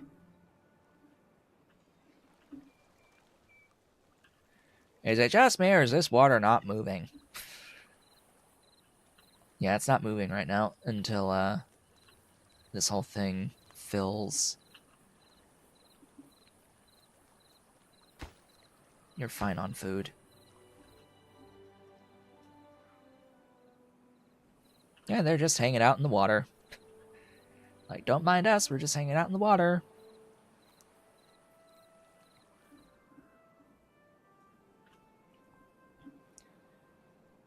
Yeah, some sort of an upgrade to like carts would be interesting.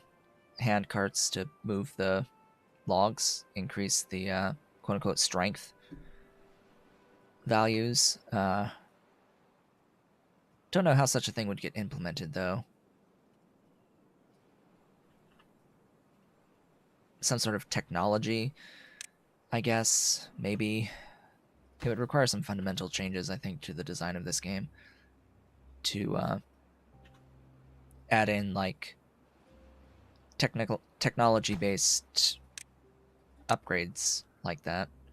Some separate screen that's just bonuses for accruing tech, because it's really the whole tech system is very very simple right now. It's just have beavers in building, magically gain science from just having workers in building.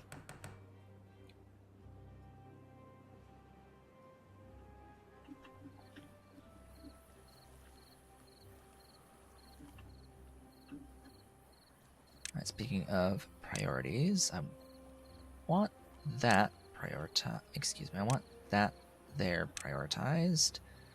Don't really need the things there prioritized.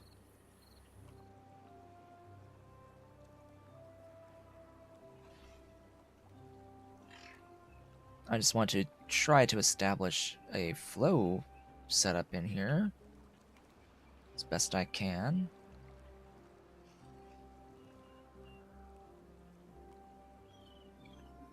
And as I mentioned, I will at some point cut all this off from water.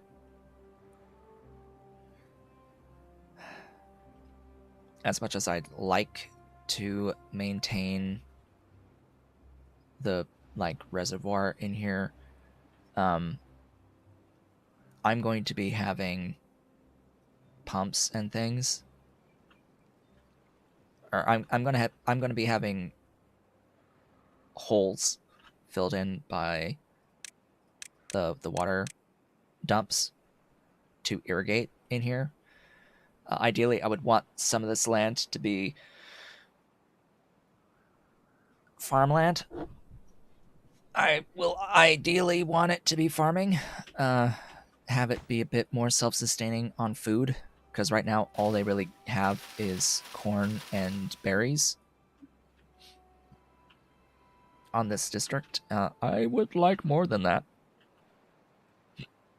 I would like lots more than that. I would like to add a stairwell up. And I would like to cut these trees down.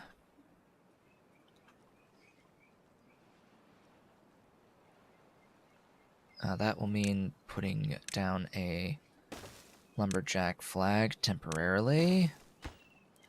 Please build that for me. At your earliest convenience. There you go. So that you can cut down those trees. I need this space. Oh, great. Please, are you going to extend with path? Not really, no. That sucks. Oh, does that ever suck? I wanted to have farmland up here, but it's gonna need more farmhouses.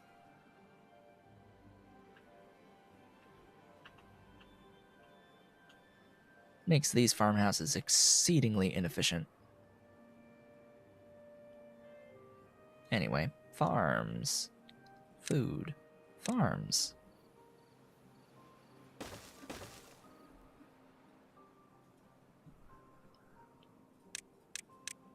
Give me potatoes. As much as I would rather the sunflowers, because sunflowers don't need to be processed, I would like potatoes. Get localized sourcing on the potatoes.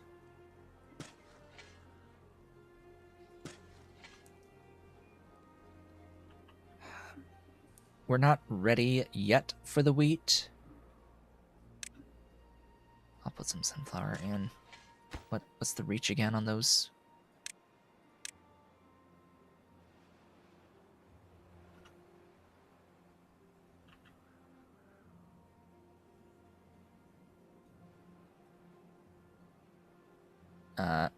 Alright, the whole thing. Alright, good. Good. I need a grill. I need grill. Making potatoes. Oh, good. These reached up here for me. Potatoes.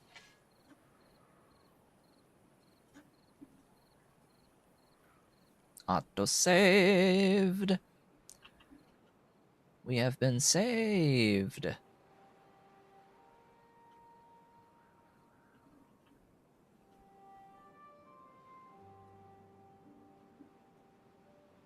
Why are you not spilling out?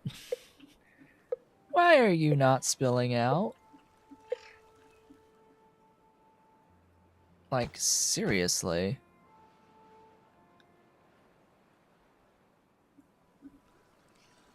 Do you need to be 0? That shouldn't need to be a thing.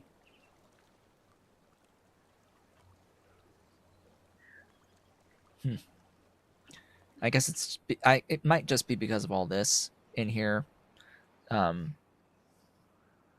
dampening any flow rate. It does make this faster though. I mean, all of the flow that's not happening over here is happening down here, because water has to go somewhere, right? It's because this side equals this side. There's not as much oomph to get over here. It's easier for the water to flow here than it is to flow here. This is closer. This is more distant. And water will flow the easiest way, the easiest path it can take.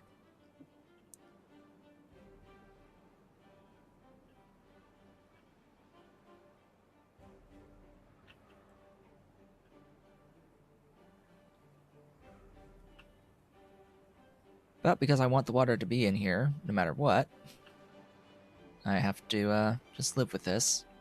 For now. Ahem. For now, I have to live with this. That is until I can set up another layer in here. Okay, you finished.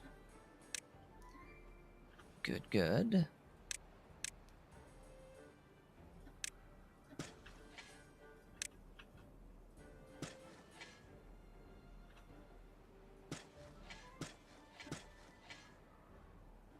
Wait, what? You didn't get these. All right then. We'll do that. Oh, hello. Hello thing, potato. Build these. Oh good, that's all done.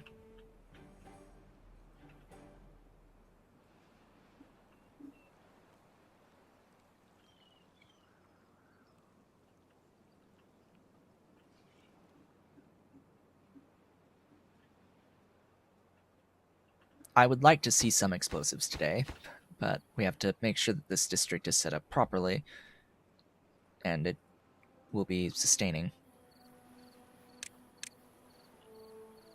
I don't want to continue to drain my resources from the other side over here. Eventually, I want to turn off all of this stuff. Excuse me? Oh yeah, that's the district name. Right. So it's sending in berries, planks, paper, and water, logs, and potatoes. I guess I don't need to send you the logs anymore.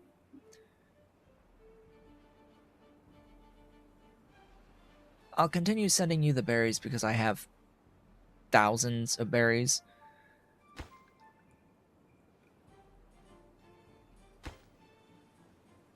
And until the potatoes get online with the grill and all that, I'll keep sending the potatoes. I don't have you making any planks at the moment. I could set up some plank production, but you don't really have that great of logging potential over here. So I'll leave it as is from this. I don't need to send them more water, though. That's one thing I don't need to send is water. They've got these. It'll be fine. Alright, so after our 12-day temperate cycle, we have how long?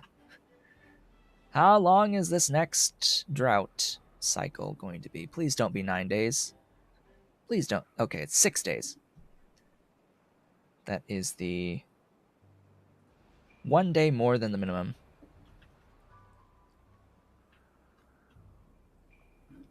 We can easily get through a 6-day drought.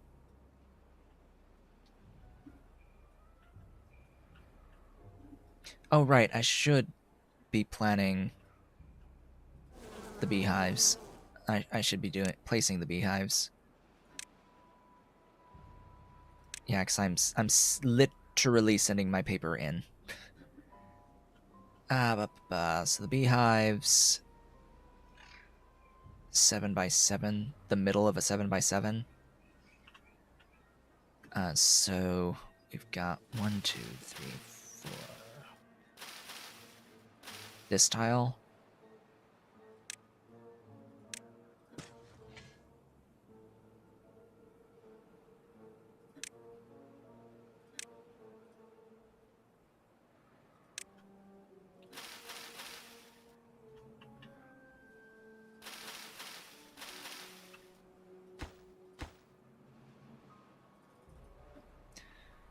Okay, I'll have to like put this back in this corner.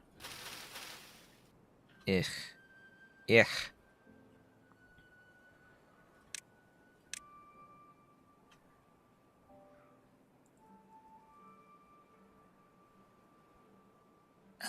I'm just gonna have to live with this as the only one covering this field.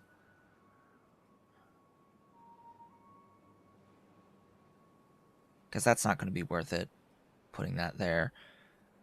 Or I get rid of this one and put it there, and it's not as efficient.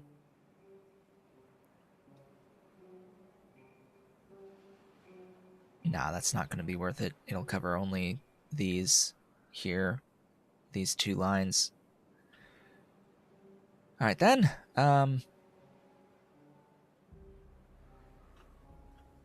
I don't have a way up here, but they can build there. They can build a tile down. 1, 2, 3. 1, 2, 3. This is actually the next tile, technically. Yeah, right here. This tile. 1, 2, 3.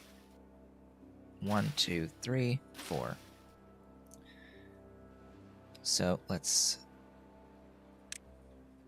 clear that tile. Delete the resource on that tile. Then 1, 2, 3, 4, 5, 6, 7. This tile. Oh good, I can just use the resource demolition. It'll clear out the planting space for me.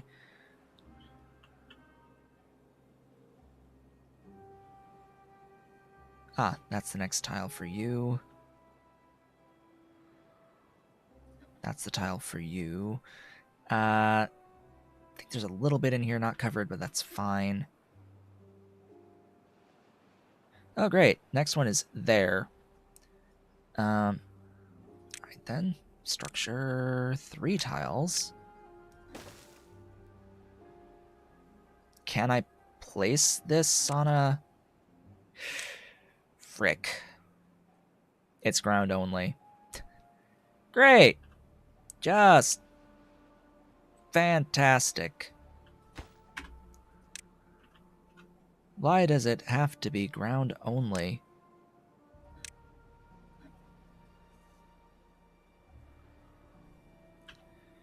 Well, that one there, and I guess you just have to be inefficient and 1 tile in.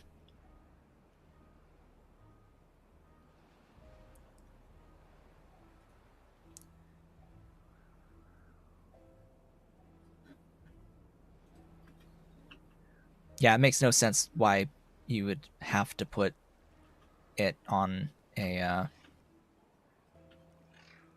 ground tile. Like, why do I need to put a beehive on a ground tile? That is legitimately no sense.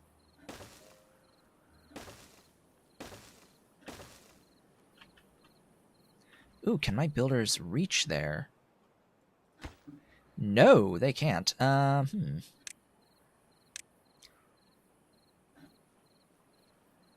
Well, this is awkward. I'll need a stairwell. And another stairwell. Another pair of stairwells.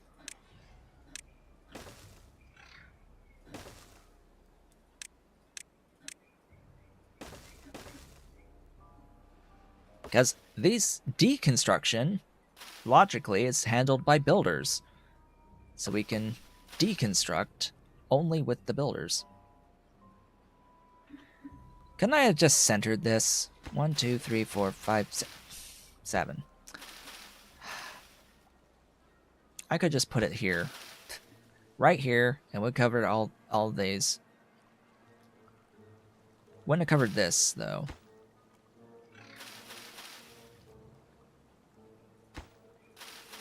Yeah, it wouldn't have covered any of these 3. Eh. Whatever.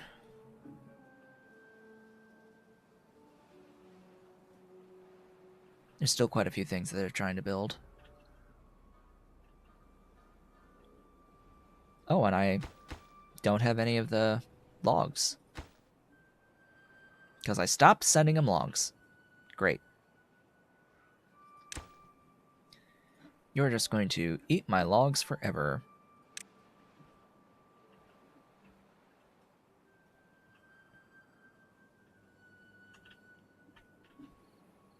And of course, as I've mentioned previously, the beehives increase the growth speed of your items by 20%. Anything covered by a beehive grows 20% faster. Oh, they built all those. Ahem. Yes, let's have our beavers running on their hamster wheels, powering absolutely nothing. Oh, right, I need gears. Gears, gears, gears. Send them some gears.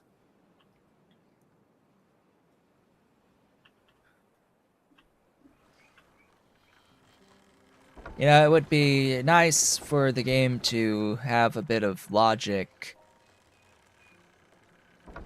so that the power wheels don't function, don't require a worker if the network power supply exceeds demand. If the network power supply exceeds demand, we don't need these workers working.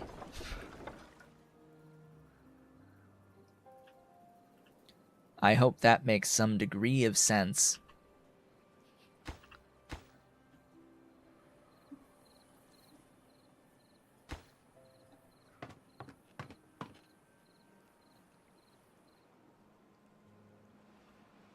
Okay. We have 122 total beavers. My goodness. That's a lot of beavers. I haven't had, I think, this many yet. And we're only on 2 districts. I mean, you can have that many in one district if you really wanted, if you had the ground space for it, but meh. Alright, remember, we're making these metal blocks to build the explosives factory. The only reason I need metal blocks right now is to build the explosives factory because it needs metal blocks. You don't actually need metal to have explosives. You just need some metal blocks to build the factory to make the explosives. Anyway, that's a thing. Speaking of which, this is going to run out at some point. And once this runs out, this whole area will be farming. This section is farming.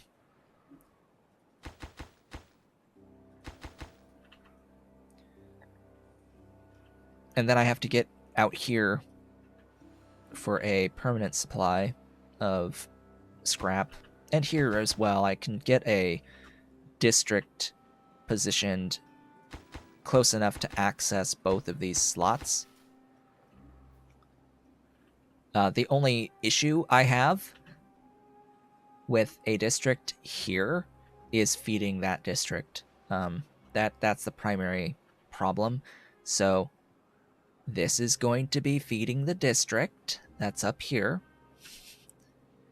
And getting it water as well. That will be a problem. But we'll have explosives to take care of that problem. We shall have explosives. The explosives will take care of it. This is unconnected. Oh, come on!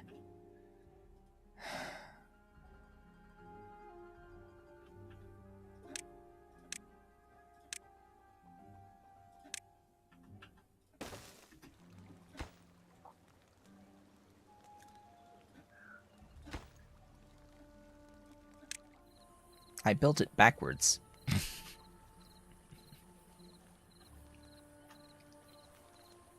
This is why we need a rotate key, or a move building order.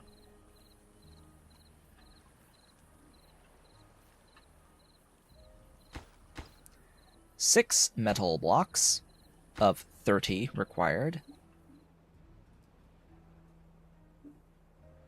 Yeah, so much will change once I do finally get access to explosives. It'll be a bit heavy on the worker demand, though. That's the only real issue. It's very heavy on the worker demand. I should talk about the next major project outside of doing this. The next project will not be getting up here.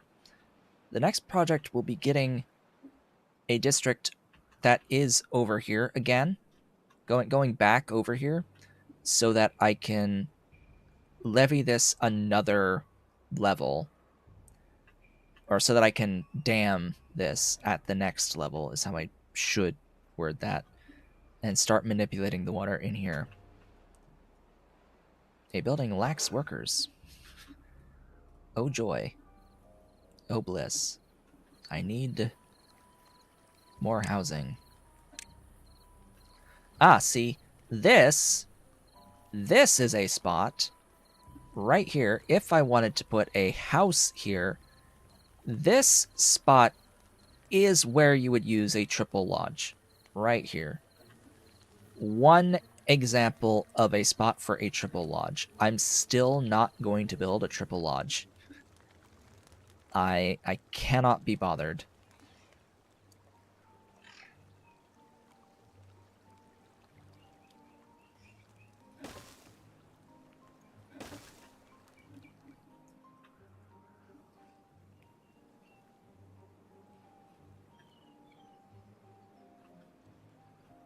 Actually, I could put houses in here.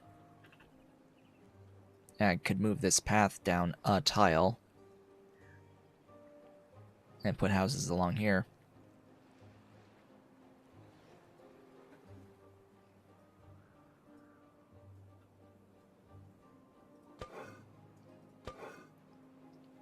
You are lacking on potatoes? Okay. How are you doing? You have 7 unemployeds. So you're saying that I just need to farm some more potatoes for you to maintain the throughput? Yeah. Need more potatoes to grill. Turns out I've got plenty of wheat to make bread. Ah.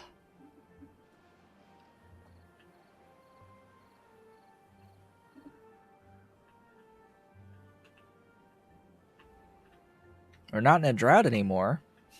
I don't know if you've noticed, but we don't have a drought anymore. We have, we're on day 2 of the fresh cycle. See, now that this is all built and I have this reservoir, I won't even notice when it's a drought anymore.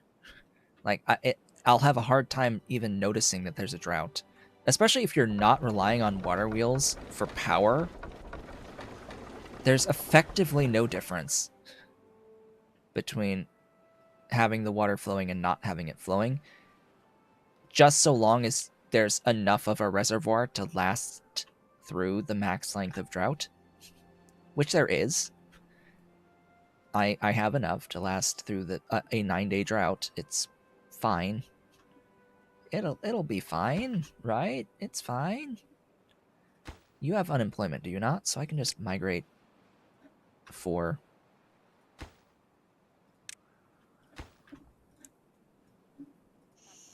Oh, you need adults? Just take them. Just take them. Take the adults. And now this is grilling some potatoes. Meaning I don't need to send you my potatoes anymore. I do hope. I'm not going to send you my potatoes anymore. How are we doing on the blocks? We have 18 blocks. Why? Because this only makes up to, let's see, we're looking at 4 hours per block with a 16-hour workday and not full productivity. So we only make 4 blocks a day with our single smelter. And we need 30 blocks. You can calculate how many more days it's going to take to do another 10, 11. Gonna be like 3 more days-ish. Oh, hey, the water's moving. It's moving! We're flowing!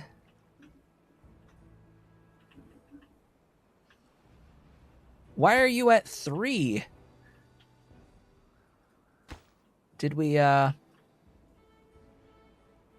hit a high water level? We must have hit 0.9.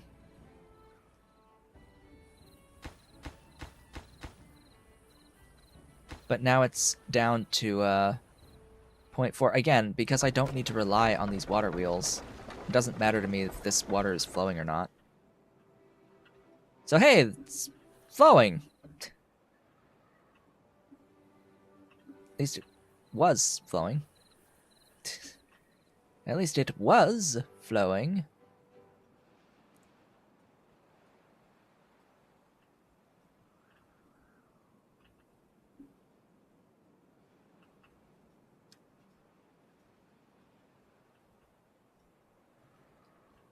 Who's lacking workers? You? Well, that's gonna work itself out. I just migrated Pop away.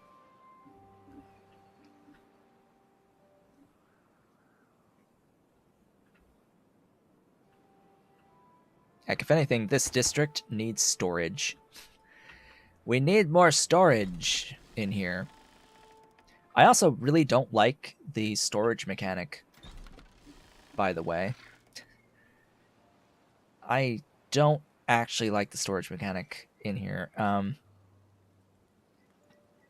It's either on or off with a minimum and no maximum for each of these items. Like, why is there no maximum on these items? I should be able to tell a storage to only carry a certain amount rather than carry a minimum of a certain amount. Because what ends up happening is exactly what's happening here, in that you will continue to store berries until you no longer have storage for anything else besides berries.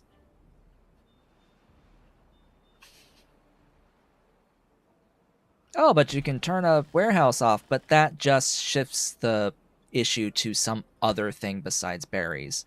What you end up with is needing a warehouse for each and every individual object that is being produced in the district or used in the district for actual control over your production rates and how much buffer you keep of those individual items. You need specialized warehouses for each one, which that could be wholly avoided by just letting me keep a cap on items in the individual warehouses.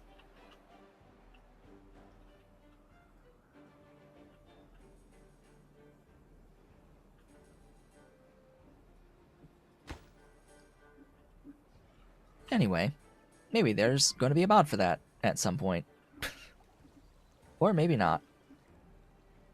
Well, water's flowing, so I guess this is just a graphics thing again. It's not showing that the water is actually flowing through here.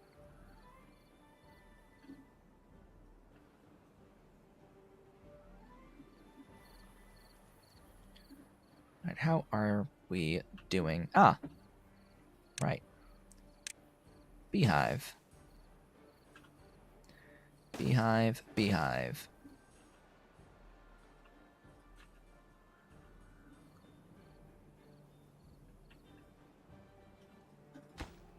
Ah, we need one more block. One more metal block, and the explosives will happen.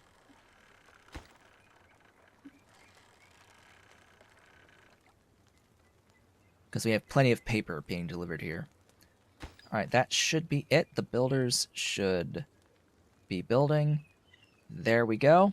We now have an explosives factory. As soon as the worker gets there, we'll have one explosive produced every 3 hours during normal work time of 16 hours per day.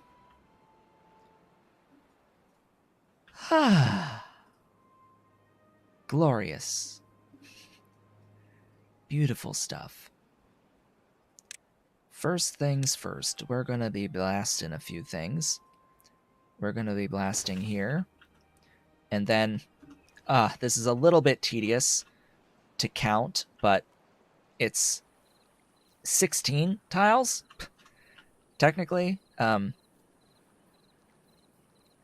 say that it's 15 tiles. Technically, it's 15 tiles from the first tile around the watered tile. So it's 16. It's 16 radius of the water tile, but anyway, mechanics. 1, 2, 3, 4, 5, 6, 7, 8, 9, 10, 11, 12, 13, 14, 15. And then it's another 15. So if I'm only really concerned in here, I could blast this right up there. And then fairly arbitrarily, because the radius on the stuff is just so freaking huge, I could do that as well. Boom. Boom. Boom. And kaboom!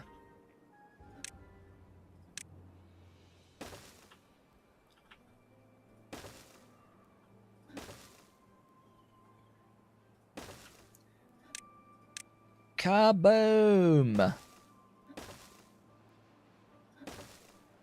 Now, these are waterlogged, of course, for now.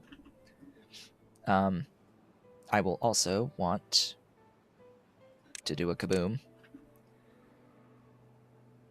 We need an earth-shattering kaboom! Right in there.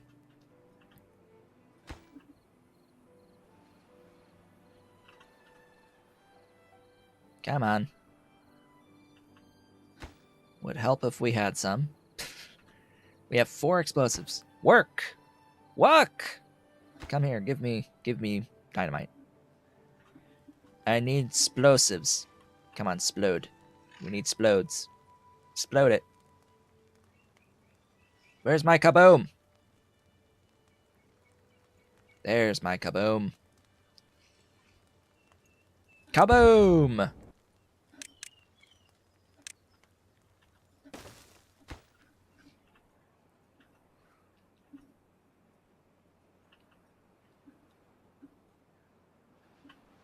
And of course, with water delivered into here. Now, as I've said, each one of these is going to use a worker for a while. Yeah, it'll irrigate all that. It'll irrigate all that. It's great. It's fantastic. I don't need this little protrusion anymore in here. And in fact, my next order of business is to levy across. Do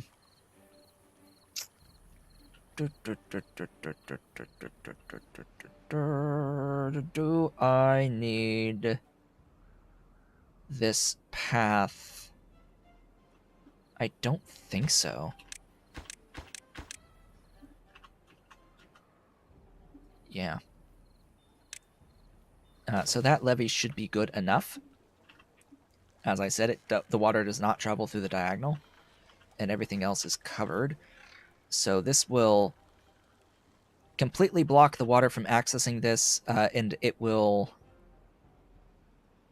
evaporate over time. It'll take like 15 days. Something like that. This looks like it's a little bit higher than a 0.5. If it's exactly 0.5, it's 10 days. But if it's more than that, it'll be a little bit more than 10 days to completely evaporate. And once it does, I'll have these water dumps active to top off the individual tiles in there.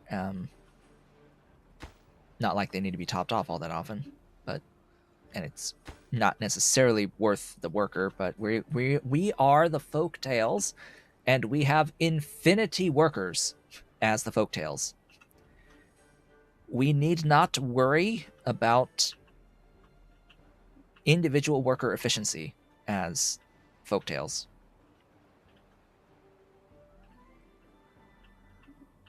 So, we could send the explosives to the central district and start using the explosives in the central district to free up this landmass for something. And this area down here for something. And there's, some more ruins up over here, but I would like to dam this.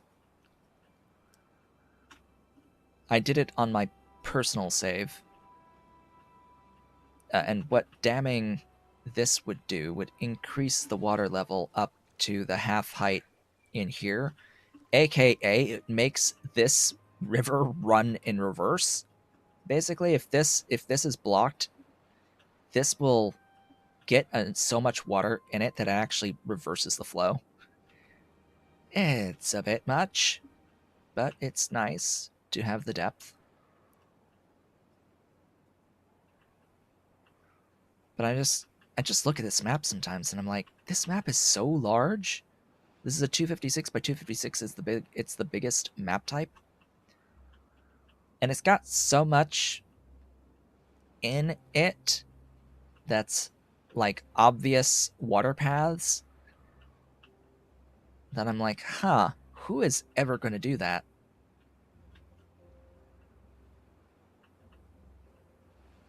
It can be a little strange.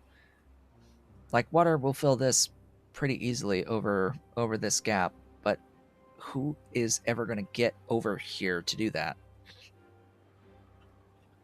Like if this was a multiplayer map, if it was a multiplayer map and you have different starting areas on the map, then I can sort of understand that. Being able to reroute water, being able to screw other people over by rerouting the water. Oh, that would totally suck. Could you imagine being in multiplayer and then someone spawns upstream from you and the first thing they do is dam you off so that you can't produce anything and you just die because you don't have water anymore? You would need to have separate water sources to make sure that each player gets a water source that is not going to be able to be blocked by someone else very easily, because they will absolutely screw each other. Folks will absolutely screw each other. Now I could make this drain faster by adding in a few water pumps, but I'm not going to do that. Speaking of which, I'm gonna need another water pump. Pump for me.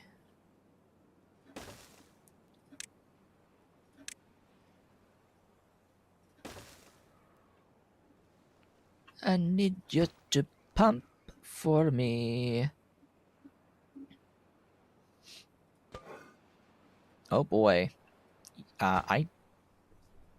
Oh, it just so happens that I had a bunch die, and now I'm waiting for the kids to grow up. I have the food to support more pop in here, so I will get more pop. More pops. More pops, please. Where am I going to build more pops? I don't know.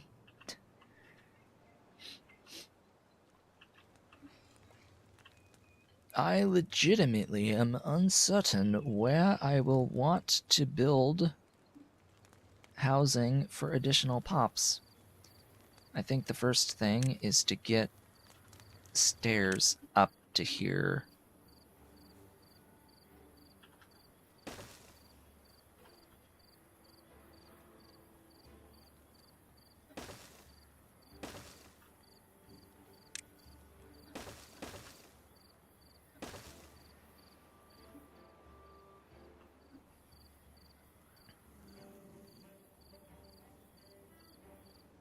Because I can get a house like here. I could have gotten a triple house there, but... Pff. Ha.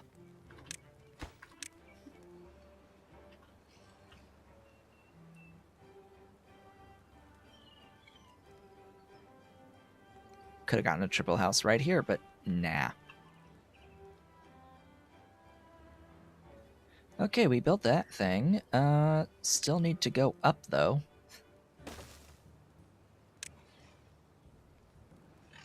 Oh boy, that is not what I wanted. The houses may be tall, but they're not that tall.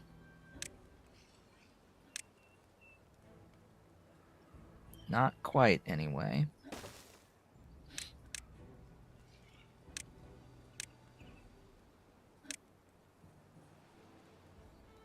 Oh, that was a tile removed.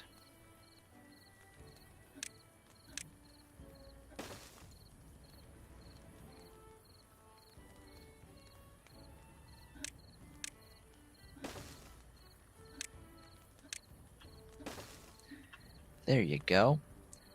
I'm gonna need to get rid of all this.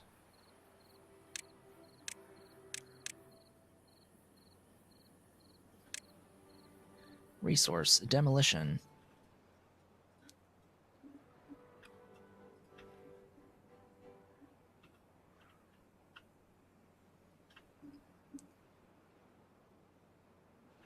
This is just fantastic. I like where this has been going. Now, I could irrigate this. I could blast this. I could blast this whole area deeper by a tile as well. The thing is, that's a lot of explosives to try to do that. I currently have 30, but I could dig out something a tile deeper, but I'm not going to. I just don't see too much of a need usually to flood a zone or to do like explosive irrigation because of this being a thing with the water dumps.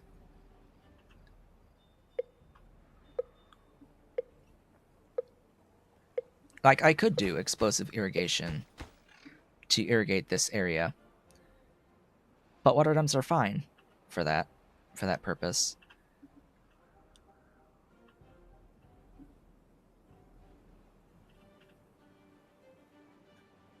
What I would want to explosively irrigate would be to set up a reservoir for a district that is too far away from the main river. That's really what that's for.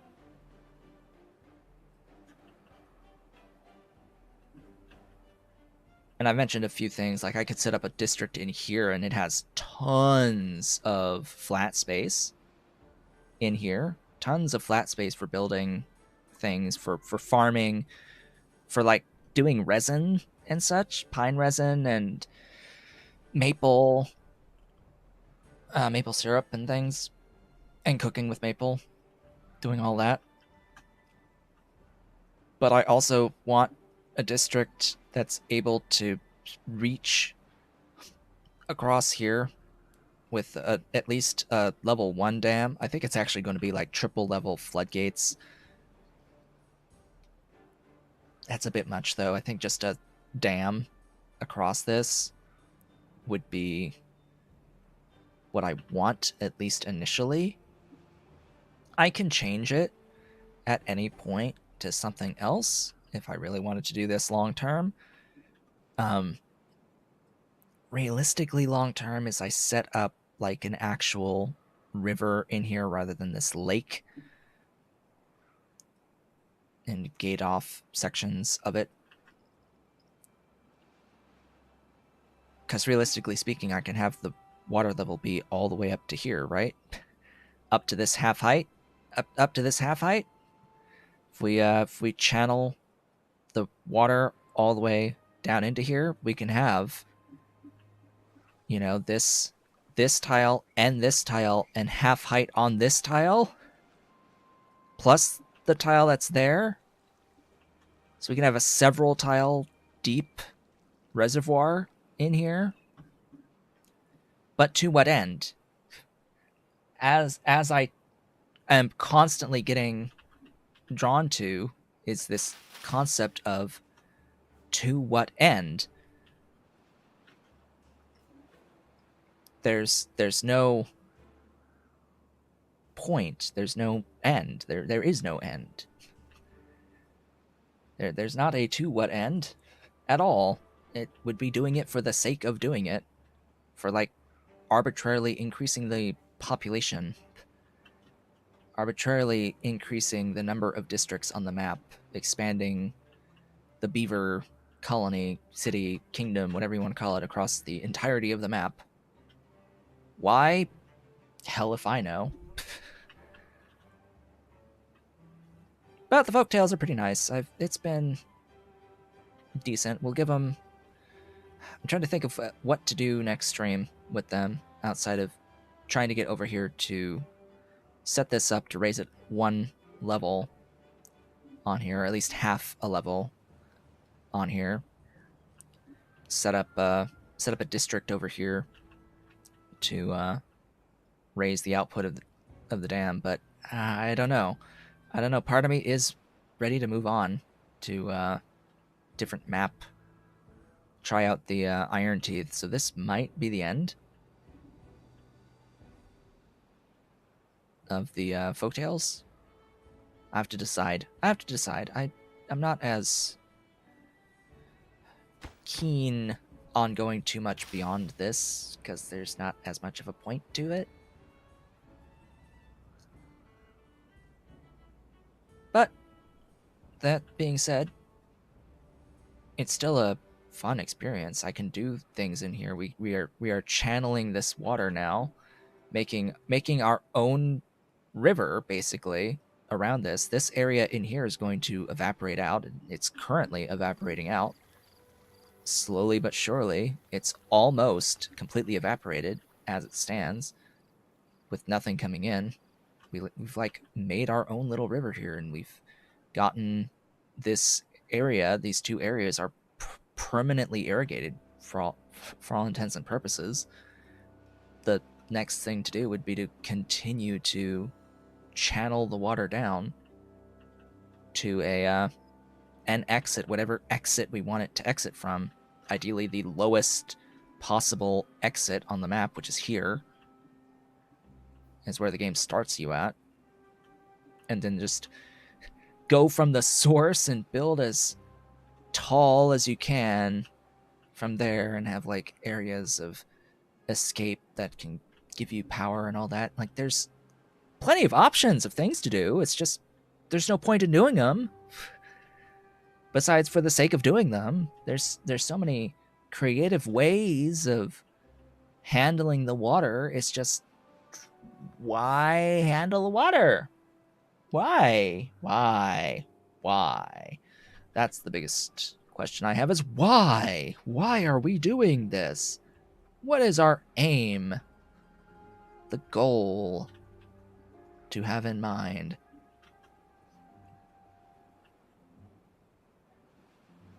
I like what's here, but it needs more. That's my conclusion. It needs more. We need more in game. In the game. The game need more. More. MOAR more. We must more. But we have reached the end of the stream for the day. Today we have streamed for 3 hours.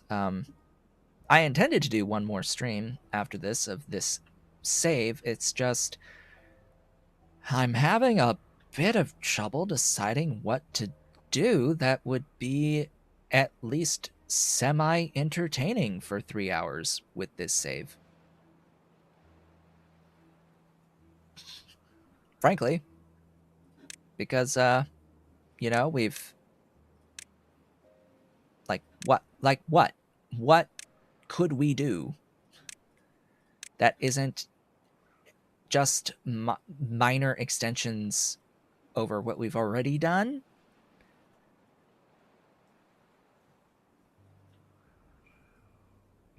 I don't know.